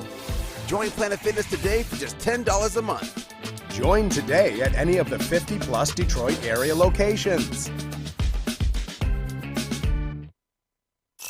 The only sports network in Detroit that starts with a W. You know, because we win. Woodward Sports, Detroit's winning sports network. You think you're better than Danny Dimes and Jared Goff? Well, go prove it. Go to Fowling Warehouse in Hamtramck because it is the home of the original football bowling game. They have 2 to play for $12, the unlimited open play, or you could pay $120 for a lane reservation for up to 10 people. $2 mystery beer machine, full bar. Check it all out. FowlingWarehouse.com. All right, we are back here on the Morning Woodward Show. Live, 9:30, woodwardsports.com. Let's go around the NFL, Jeff. Let's check it out. Do this every week. The Philadelphia Eagles travel. After losing to Washington, undefeated season no more, they play the Indianapolis Colts against the undefeated. I'm going to use this as long as I can. The undefeated, the winningest head coach in terms of win percentage ever. I'm joking. Jeff Saturday and the Indianapolis Colts. Jeff Saturday.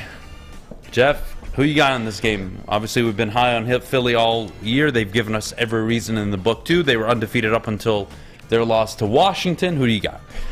I'm going to be honest with you. I'm going to go with the Eagles, but I do think there's a chance here because the Colts do something very well. They can run the football. The Eagles have struggled with that all year, and on top of that, defensively, I got some dudes. And we'll see if Shaq Leonard, not sure if he's playing this week. No, I think he's shut down. I think shut he's down for the entire season. Yeah. Well, that's not good, but they still got DeForest Buckner and those guys. So they got some playmakers on defense. I'm going to go with the Eagles. I think it's relatively close, but the Eagles need this bounce-back performance. Nick Sirianni was beyond heated, and rightfully so. They kind of threw that game away against the Commanders. All those turnovers. The defense couldn't get off the field. I think they have a bounce-back performance. I think they beat the Colts on the road. I'll say by 10. I don't think it's a complete blowout. I am going to ride with Jeff Saturday in the Indianapolis Colts for one reason and one reason only: the Colts offensive line and Jonathan Taylor. They will control the game. Yeah. I think they'll play effective football. I'm looking at a 20-17, 23-20 football game. I don't think Jalen Hurts has his best game. I think he does probably have a few turnovers, which will be uncharacteristic of him. Give me the Indianapolis Colts. I'm feeling really good about them. Just FYI, they might be one of my best bets of the weekend. On the upset? On the upset? On the upset. You know, wow. Hey, I've given you guys 2 to 3 upsets every week. You're pretty I'm hot. not out here giving you the easy games like, oh yeah, they're 6.5 point favorites. They'll win. No shit. Is that a dig at Fish? Last week 5-0. Is that a dig at Fish? It's dig at a lot of people. No, it's 100% digging me. It's a dig at a lot of people. Your bets still suck, by the way. I'm still going to keep saying Having that. said that, the Jets and the Patriots, for me, this is an easy call. Give me the Jets on the road. They lost to New England last time. Robert Saleh, that defense, Sauce Gardner. Give me the Jets. I think Zach Wilson actually has one of his better games in the NFL on Sunday against the New England Patriots. Give me the Jets to take a commanding win over the New England Patriots. They'll move to 5-5. Jets will move to 7-3. I'm all over. Interesting. I disagree. I think at Gillette Stadium for Zach Wilson, for them to blow out the Patriots at Gillette, it'd be an incredible performance, considering how Bill Belichick's he's been and the Patriots have been facing the Jets. I do think they, in a way, have the Jets number, and a lot of that has to do with Zach Wilson. I just think when he plays the Patriots, they cause him issues. I think they're going to continue to do that. Give me the Patriots. I do think it's a lower-scoring game, something along the lines of 23-17, but give me the Patriots winning another one. At home, beating the Jets twice this season. I like it. Interesting. I disagree, but it's all right. I still love you. Still love you. It's not about love. You bastard. Bastard. You bastard. All right, Rams, Saints. The Rams coming off another loss. Yeah. No Cooper Kupp for the next 4 weeks at minimum. He'll probably be shut down for the year. Rams on the road? Hey, I'm sorry. Biased Adham is coming out right now. Saints for the win. The defense will not allow the Rams to run all over them. They will find a way to win this game. Give me that top 5 pick. Fuck the Rams. They're losing to the Saints. Yes, that's biased. I have no factual data to back up anything that I just said about this game, but damn it, the Rams are losing. Yeah, give me the Saints, and I'll give you some factual data. That offensive line is abysmal, and the Saints at least have proven they can step up at times defensively. I think they'll have one of those performances. No Cooper Kupp. Matthew Stafford missed last week. It's going to be tough. His best receivers, Van Jefferson and Allen Robinson. So we'll see how this pans out. Give me the Saints, though. I think you're getting juice. Jarvis Landry back. Alvin Kamara, I think, has one of his better performances. We'll see if that defense for the Rams can finally put it together. But give me the Saints. I'm with you. Give them at home. And I'm not just saying that because the Lions, you want them to have a high pick. That's a bonus. But I do think the Saints are right now the better team. They've played better. So all right, give me the Saints in this matchup. I like it. Vegas Raiders. The Raiders. And the Jets. Or excuse me, I'm sorry, the Broncos. Two bad teams, divisional matchup. One of them's got to win. This is like the garbage bowl, I've been calling on the Raiders to win for a few weeks now. I do think they're playing better than what people are giving them credit for, but they just keep losing. Yeah. Give me the Raiders on the road. Denver can't score. I don't trust their offense. No. Yes, their defense is very good. Devontae Adams, nobody's been able to stop him this year. Give me Adams, Carr, and the Raiders on the road against Denver. Hey, if you're a geek, you want to watch Devontae and Patrick Surtain. That's the matchup I'm going to be watching. But on top of that, though, I'm with you. I think the Raiders, 2-7, they got to figure it out eventually. I mean, they have too much talent, at least offensively. Defensively, they struggled, but I'm going to go with the Raiders on the road, too. I'm going to lean that direction. Although I don't trust either of these coaches, I do think the Raiders can string along a couple of these wins. And the Broncos' offense has been abysmal this year. We'll see. The only way the Broncos win is if that defense is stout and has one of their better performances of the year. So I'll go with the Raiders on the road, though. I'm with you. Okay, I dig it. Dallas at Minnesota. Ooh. The blowout of the weekend. The blowout of the weekend. Minnesota 31, Dallas 17. Give me the Minnesota Vikings to not only run all over Dallas, Justin Jefferson will continue to eat, and he'll make Trayvon Diggs look like a fool. Give me the Vikings. They'll improve to 9-1. Upset alert. Give me the Cowboys. I'm going there. I do think that the Minnesota Vikings all year have had a lot of close games. In Dallas, coming off an ugly performance last week, I do think they bounce back, and I don't think the Vikings, they're going to lose a couple of these games, depending on how close they've played every week. Give me the Cowboys. I think this is an upset alert. Beating the Vikings at home. They need this win. Looking at the NFC East and how close it is to the top, this is a big game for them, and I think the Vikings can afford to drop one. So give me the Dallas Cowboys. Interesting. All right, final game of the weekend. Kansas City versus the Los Angeles Chargers. Jeff, divisional matchup. Yeah. Chargers played them close at Arrowhead last time. Who you got? Give me the Chiefs. Right now, they're the more healthier team. They're playing better. The Chargers, I mean, they miss Joey Bosa so much, and offensively, they still don't have all their pieces healthy. Mike Williams, he's questionable. You have Keenan Allen coming back. It's tough. It really is. But I'm gonna go with the Chiefs here. I'm gonna trust Patrick Mahomes, even though they're on the road. I don't think the Chargers, you can really call that a home game, let's be honest with you. So I'm going to go with the Chiefs here. I think they get it done. If you want to go 14 points, I'll even go that far. I think they win by 2 touchdowns. Interesting. Give me the Chiefs. All right, fair enough. Yes, Scott, you can call in.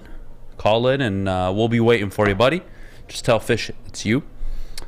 I'm going to go the Los Angeles Chargers for the W this week. Home upset. Chiefs have been playing phenomenal. But it's one of those games to me. The Chiefs have been playing so poorly in terms of special teams, the turnover battle. And they haven't gotten punished for it. God bless them. Mahomes has been you can argue, an MVP this year. Right. It bites them this week. I think the Chargers make one more play.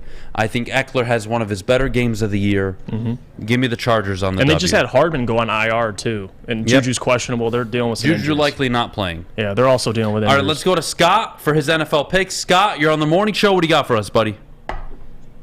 All right, I got Atlanta over Chicago, Carolina over Baltimore, Buffalo over the Browns, Commanders over Houston, Indy over Philly. That's my shocking upset. Okay. Patriots. The Saints are going to beat the Rams. Lions are going to lose to the Giants. The Raiders are going to beat the Broncos. Minnesota is going to upset Dallas. I'm going with another upset, a shocking upset. I'm going to take the Chargers to beat Kansas City. Scott. Oh, wow. Scott. Okay. And then I'm taking Cincinnati over Pittsburgh. You got some balls, man. Dear God, Hey, Jeff, any you know what? Sometimes you got to be ballsy from North Branch. I love it, Scott. Scott's out here. He's making bold predictions, so I'm here for it. Although I disagree with your Minnesota pick, I'm leaning Dallas there. I'll be on an island. I'll say it. We'll see what happens. I mean, I don't think it's an island. I think that'll probably be a 60-40, 50. Oh, wow. All right, sorry to everybody who doesn't understand what just happened between me and Jeff, but we were talking about the Minnesota-Dallas game. We look to our left on TV, and what do we see? The Dallas-Minnesota game, and every analyst on the board had Minnesota winning. So, Jeff, I take back what I said. You're on island, my friend. Scott, appreciate the call, buddy. Thank you so much. You have a great rest of your Friday. Have a great weekend, guys. Michigan wins, too. Let's go. All right. Love it to close it out. Appreciate your call, Scott, always. Oh, man. All right. Let's wrap up. Let's get to best bets and the Lions-Giants predictions coming up in just a bit. But before we go, I got to tell you about our good friends over at Lady Jane's Haircuts for Men. Open 10 to 8, 7 days a week. Walk in anytime. They're awesome stylists. Will take care of you like they'll probably be taking care of me later today because, my goodness, I look like a damn grizzly bear. Having said that, check out Lady Jane's Haircuts for Men. Again, 10 to 8, 7 days a week. Walk in anytime. It's wicked awesome. The sports marketing agency would not be who we are without great community partners like Higuera Health and Carol Zuniga. It's an awesome opportunity to partner with your organization. Higuera Health is a comprehensive behavioral health organization. We serve children through older adults with mental health, substance use, and developmental disabilities across Western Wayne counties, and really excited to now be in downriver communities as well. Give us a call at 734-458-4601. You don't have to go to the beach, man. You don't have to get your butt crack full of sand. You just need a little chili peppers, man, to get that glowing beach chili peppers tan. Woo! With 26 locations in the Metro Detroit area and more coming, Chili Peppers Tanning is where you'll find the cleanest salons in the D. Join the Pepper Club for the best deals on unlimited tanning. Head to chilipepperstanning.com. You just need a little chili peppers, man. Make sure it's seen and heard. Corner, jumper, tweet us, hop on the YouTube chat, slide in the DMS at Woodward Sports on all social media. Whether you're a player or a fan, helping you buy, sell, or invest is Michael Phillips' top priority. Being in the game for 23 years makes Michael and his team the number one option for anybody. Anybody? Looking to help solve their real estate needs, Jeff. I love Michael. One of my favorite guys. So glad he's part of the network. He's a good-looking guy. Here we go. You've been waiting since last Friday. I gave you 5-0 last week. I gave you 2 home underdogs. You know that's one of my favorite bets of the year. I gave you the over in Chicago. I gave you Tennessee to cover. You're on fire. The Green Bay money line underdog. Cool them off. We're back. And we're back with 5 more. And we're doing all NFL. We're not wasting our time with college. The last game of the year. The World Cup, you We're Bob? not. Shut up, fish. Nobody cares about soccer. All right? We're just all prideful Americans who on Monday will tune in to watch because we love our country and we want to support our team. You wait and see. Having said that, let's start with home underdogs. Oh. I gave you a hint. They might be on my list. At plus 245, 7-point underdogs at home. Give me the Indianapolis Colts. Plus 245. You bet 100, you win 245. Give me the Colts. And you know what? If you're not comfortable on the money line, take the points. Either one. Whatever you guys prefer, I'm all in on the Colts this week. Every week, I'm giving you home dogs. And it's only lost 3 times through 10 weeks of the NFL season. 3 times. 3? We've been doing this for 10 weeks. Yeah. Feeling great about it. All right. After the Colts and the Eagles game, we talked about this one. Another underdog. Jets on the road to the New England Patriots. Again, I'm not taking the points. I'm taking the money line. I'm greedy. Straight up. I want the plus 148. It's an attractive enough number for me. Those are my 2 underdogs of the weekend. Give me the Colts. Give me the Jets. And then we'll start playing with the points. Then we'll start playing with the over-unders. We'll go to the Browns-Bills game. Over 49.5 points. Ford Field, indoor. I don't believe the Browns have anything to stop the Bills' passing attack. Having said that, 49.5 is a bit tricky here. Because I can very much see a 27-20 game. And that's what I'm going with. Give me the under. I don't think these teams break 50 points total. Browns and Bills, give me the under, even though it's in Ford Field. We'll move on to one of the more interesting games of the weekend. Denver, home to the Las Vegas Raiders. Give me the Raiders. And again, the money line. Plus 126. God damn it, Adam. I am giving you 3 underdogs. And you're going to bet them this weekend. And a parlay. And you're going to shut the hell up and do it. 3 dogs. We're going to include the Raiders on it now. And then we're going to finish up with, I think, the easiest bet of the weekend. And that's Cincinnati and the points against Pittsburgh. Give me the 3.5 points on the road at Pittsburgh. I don't think Pittsburgh's offense has an answer for the Cincy defense, and I think the Bengals will be able to put up at least 24, 27 points on this Pittsburgh team. Give me the Bengals to cover 3.5. 3 underdogs, the under in the Bills-Browns game, and then, of course, the Bengals and the points. Those are my 5 bets this weekend. I don't mind it. Although we pick different picks for the value you're getting. Those guys look, guys, I give you value picks. Yeah, I'm not sitting here to look. Like the Jets at you really want me to go through this NFL slate right now? I will. You really want me to just go based on the points? All right, let's do that. We'll take Baltimore to cover. We'll take the Colts to cover. We'll take the Jets to cover. Mm-hmm. We'll take the Commanders to cover. We'll take the Saints to cover. We'll take the over in the Bears-Falcons game at 49.5, under in the Bills-Browns game. We'll take the over in the Raiders-Broncos game, if I'm honest with you. We'll go Dallas-Minnesota. Gosh, that's an interesting one. I'll give Minnesota the cover. I'll give Bengals the points, and I'll give the Chargers the points. That's boring. It's boring. I don't like that. I like giving the dogs. Marie says a $10 parlay alone wins $680. Yep, 3 dogs, even money on the over-under, and then you get the even money for the Pittsburgh Steelers and Bengals game where the Bengals cover 3.5 points. Those are your bets today. Bet them individually. That's what I do. Throw them in a parlay like Maurice recommended. $10 wins you $680. Wow. Have at it.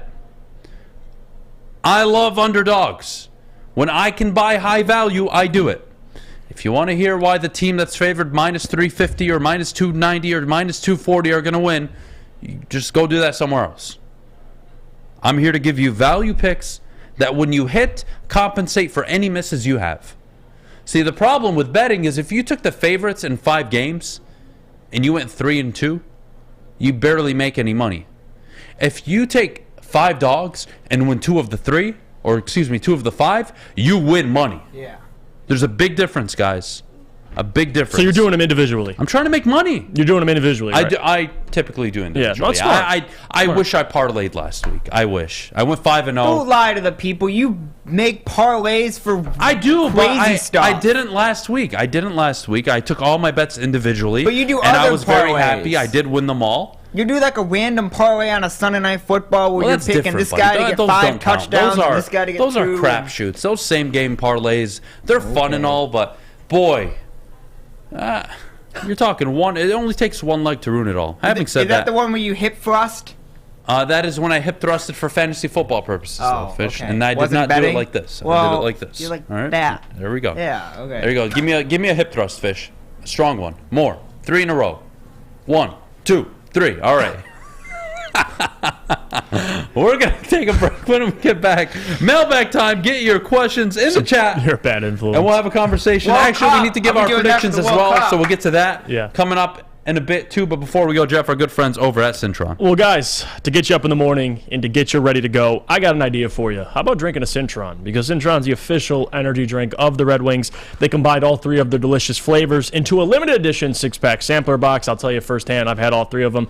All delicious. I think we're out of them currently in the studio because I've been drinking all of them. But Cintron, I highly recommend it. Try their great tasting cranberry, classic, sugar-free. You could pre-order your Cintron 6-pack sampler box today at cintronworld.com/redwings. Get energized with Cintron.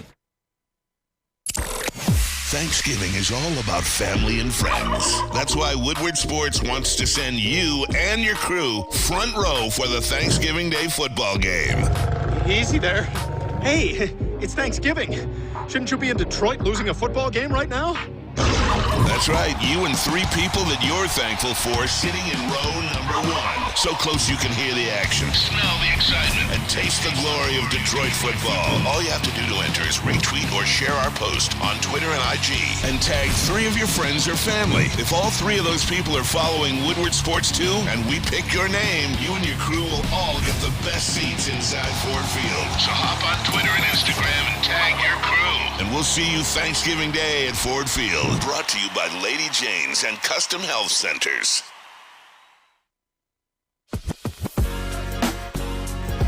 What's a winter wonderland if you can't shop, eat, and play? Lucky for you, you can do it all at the Downtown Detroit Markets, Cadillac Lodge, and the new winter version of the Monroe Street Midway, all located just across the street from Campus Martius Park.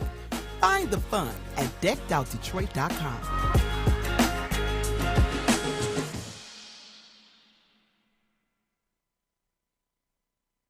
Hi, I'm John from Better Rate Mortgage, and to me, family is more than blood. That's why I have the biggest family in Metro Detroit. If you're looking to buy a house or refinance and need a loan, come get treated better than family by me and our entire team here at Better Rate Mortgage. We pride ourselves on giving you better advice, better service, and a better loan experience. That's why we are Better Rate. If you're looking for a new mortgage, come get treated like family. Actually, better with Better Rate Mortgage. Visit us at mybetterrate.com or call at 248-480-4467 today. We are the network for Detroit by Detroiters. Welcome to the Woodward Sports Network. All right, you know what? I'm proud of my guy, Ryan Armani. 3-4 weeks ago, he looked like that. He looked like a guy that was totally out of shape, and so were his takes. But you know what? 3-4 weeks removed, started with Custom Health Centers. He's been doing a hell of a job. He's down 15 pounds. We'll know end of the week. So Sunday we'll know if he gets to 20. So I'm excited to see that for him. I'm so happy for him. He's been talking a little better too. So, you know, got to give him the benefit of the doubt. Call Custom Health Centers, guys, and change your life like Ryan is right now. I'm really happy for him. So, mailbag time. But before we get to your questions, Fish. Oh, no. Yes. Do it for the people. What? You know what to do, Fish. I mean... I want you to take 2 steps back, tilt your camera down. I just did. And I want you to hip thrust like your mother's life depended on it. Wow. Well, I mean, are we doing these during the World Cup? Do it, damn it. Let's look. That. No. Full. Hands out. Pull them in. All right, now do it consecutively 4 times. 1, 2, 3, 4. Again. 1. Come on. 1, 2, 3, 4. Again. 1. Come on, damn it. 1, 2, 3, 4. Then when USA scores, when they score. I will hip thrust on. There you go, buddy. I did. There you go. When USA scores. Oh my God.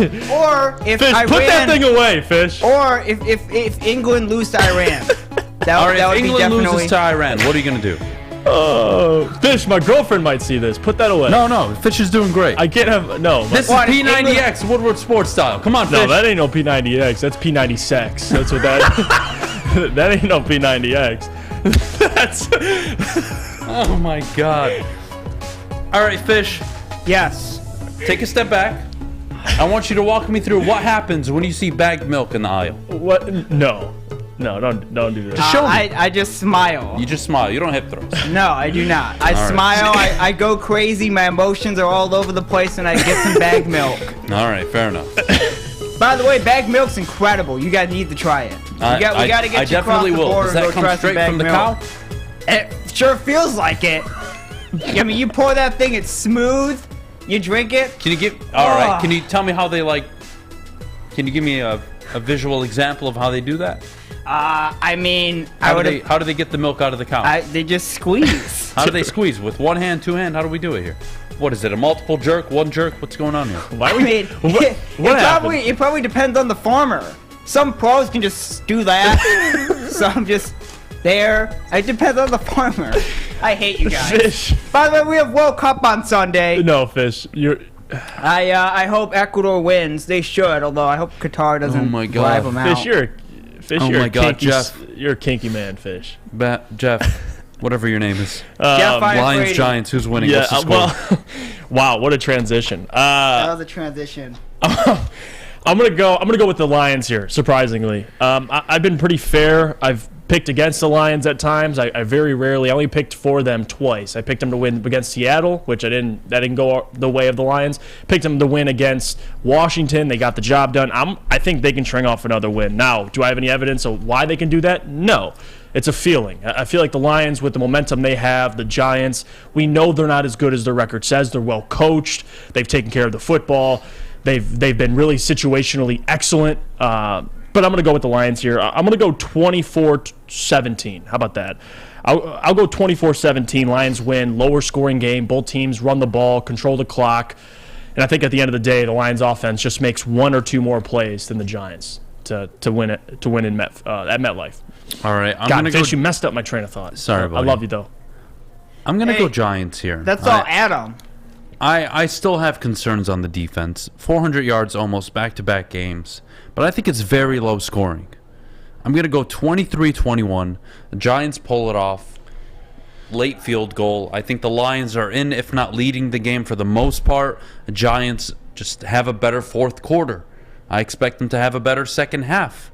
I'm going to go with the Giants here.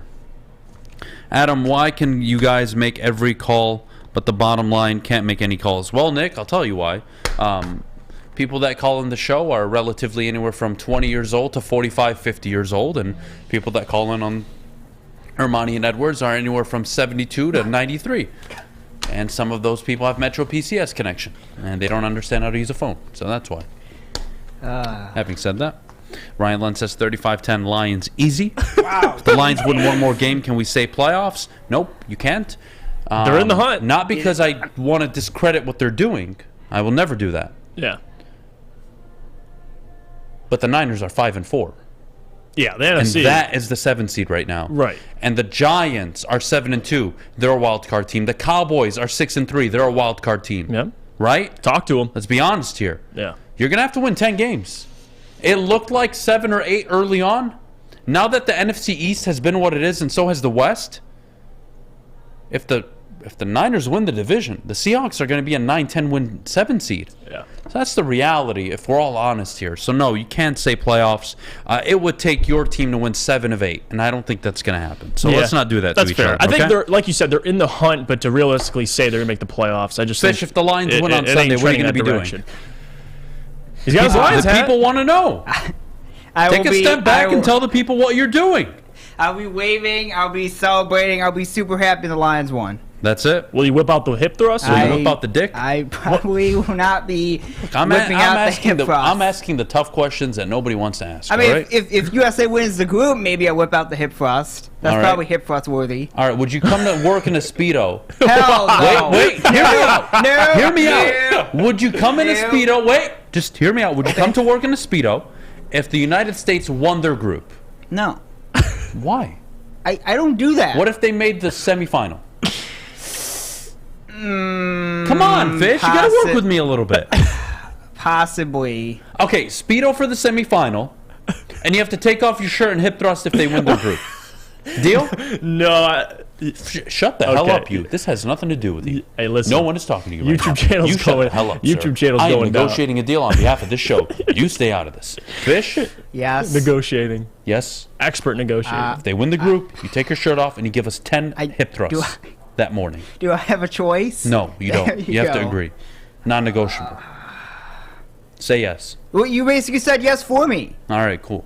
I mean, I'd love to say no. I don't think I have a choice. Oh, gosh. All right, we're out of here. Prepare yourselves, Y'all people. have a great weekend. Michigan, please kick Illinois' ass. They Michigan will. State, we'll see what they do. Maybe they'll clinch their bowl game. We'll see. They should. Enjoy your weekend of sports, everybody. Enjoy Big weekend. D coming up in about an hour. Yes. Check out woodwardsports.com. Check out woodwardsports.com for all the latest news, videos, Lions, you name it. Pistons, We Red got Wings, it. Tigers. Check out Fish's Twitter for the insurmountable amount of hip thrusts that he will be delivering over the weekend. like so. I would appreciate it if you do it for the people before we go off to this glorious weekend. You all enjoy the rest of your weekend. Fish, let us go on a hip thrust. Come on, buddy. An aggressive one. Come on. Like you're trying to get her pregnant, buddy. Come on, work with me a little bit. Why? The Lions just won the Super Bowl, Fish. What are we doing? There you go. All right. We're out of here. You all have a great rest of your weekend. Appreciate you. Take care. Thank you so much. Make sure you like the video before you go. We're out of here. Go watch the World Cup. I might not make it to Monday.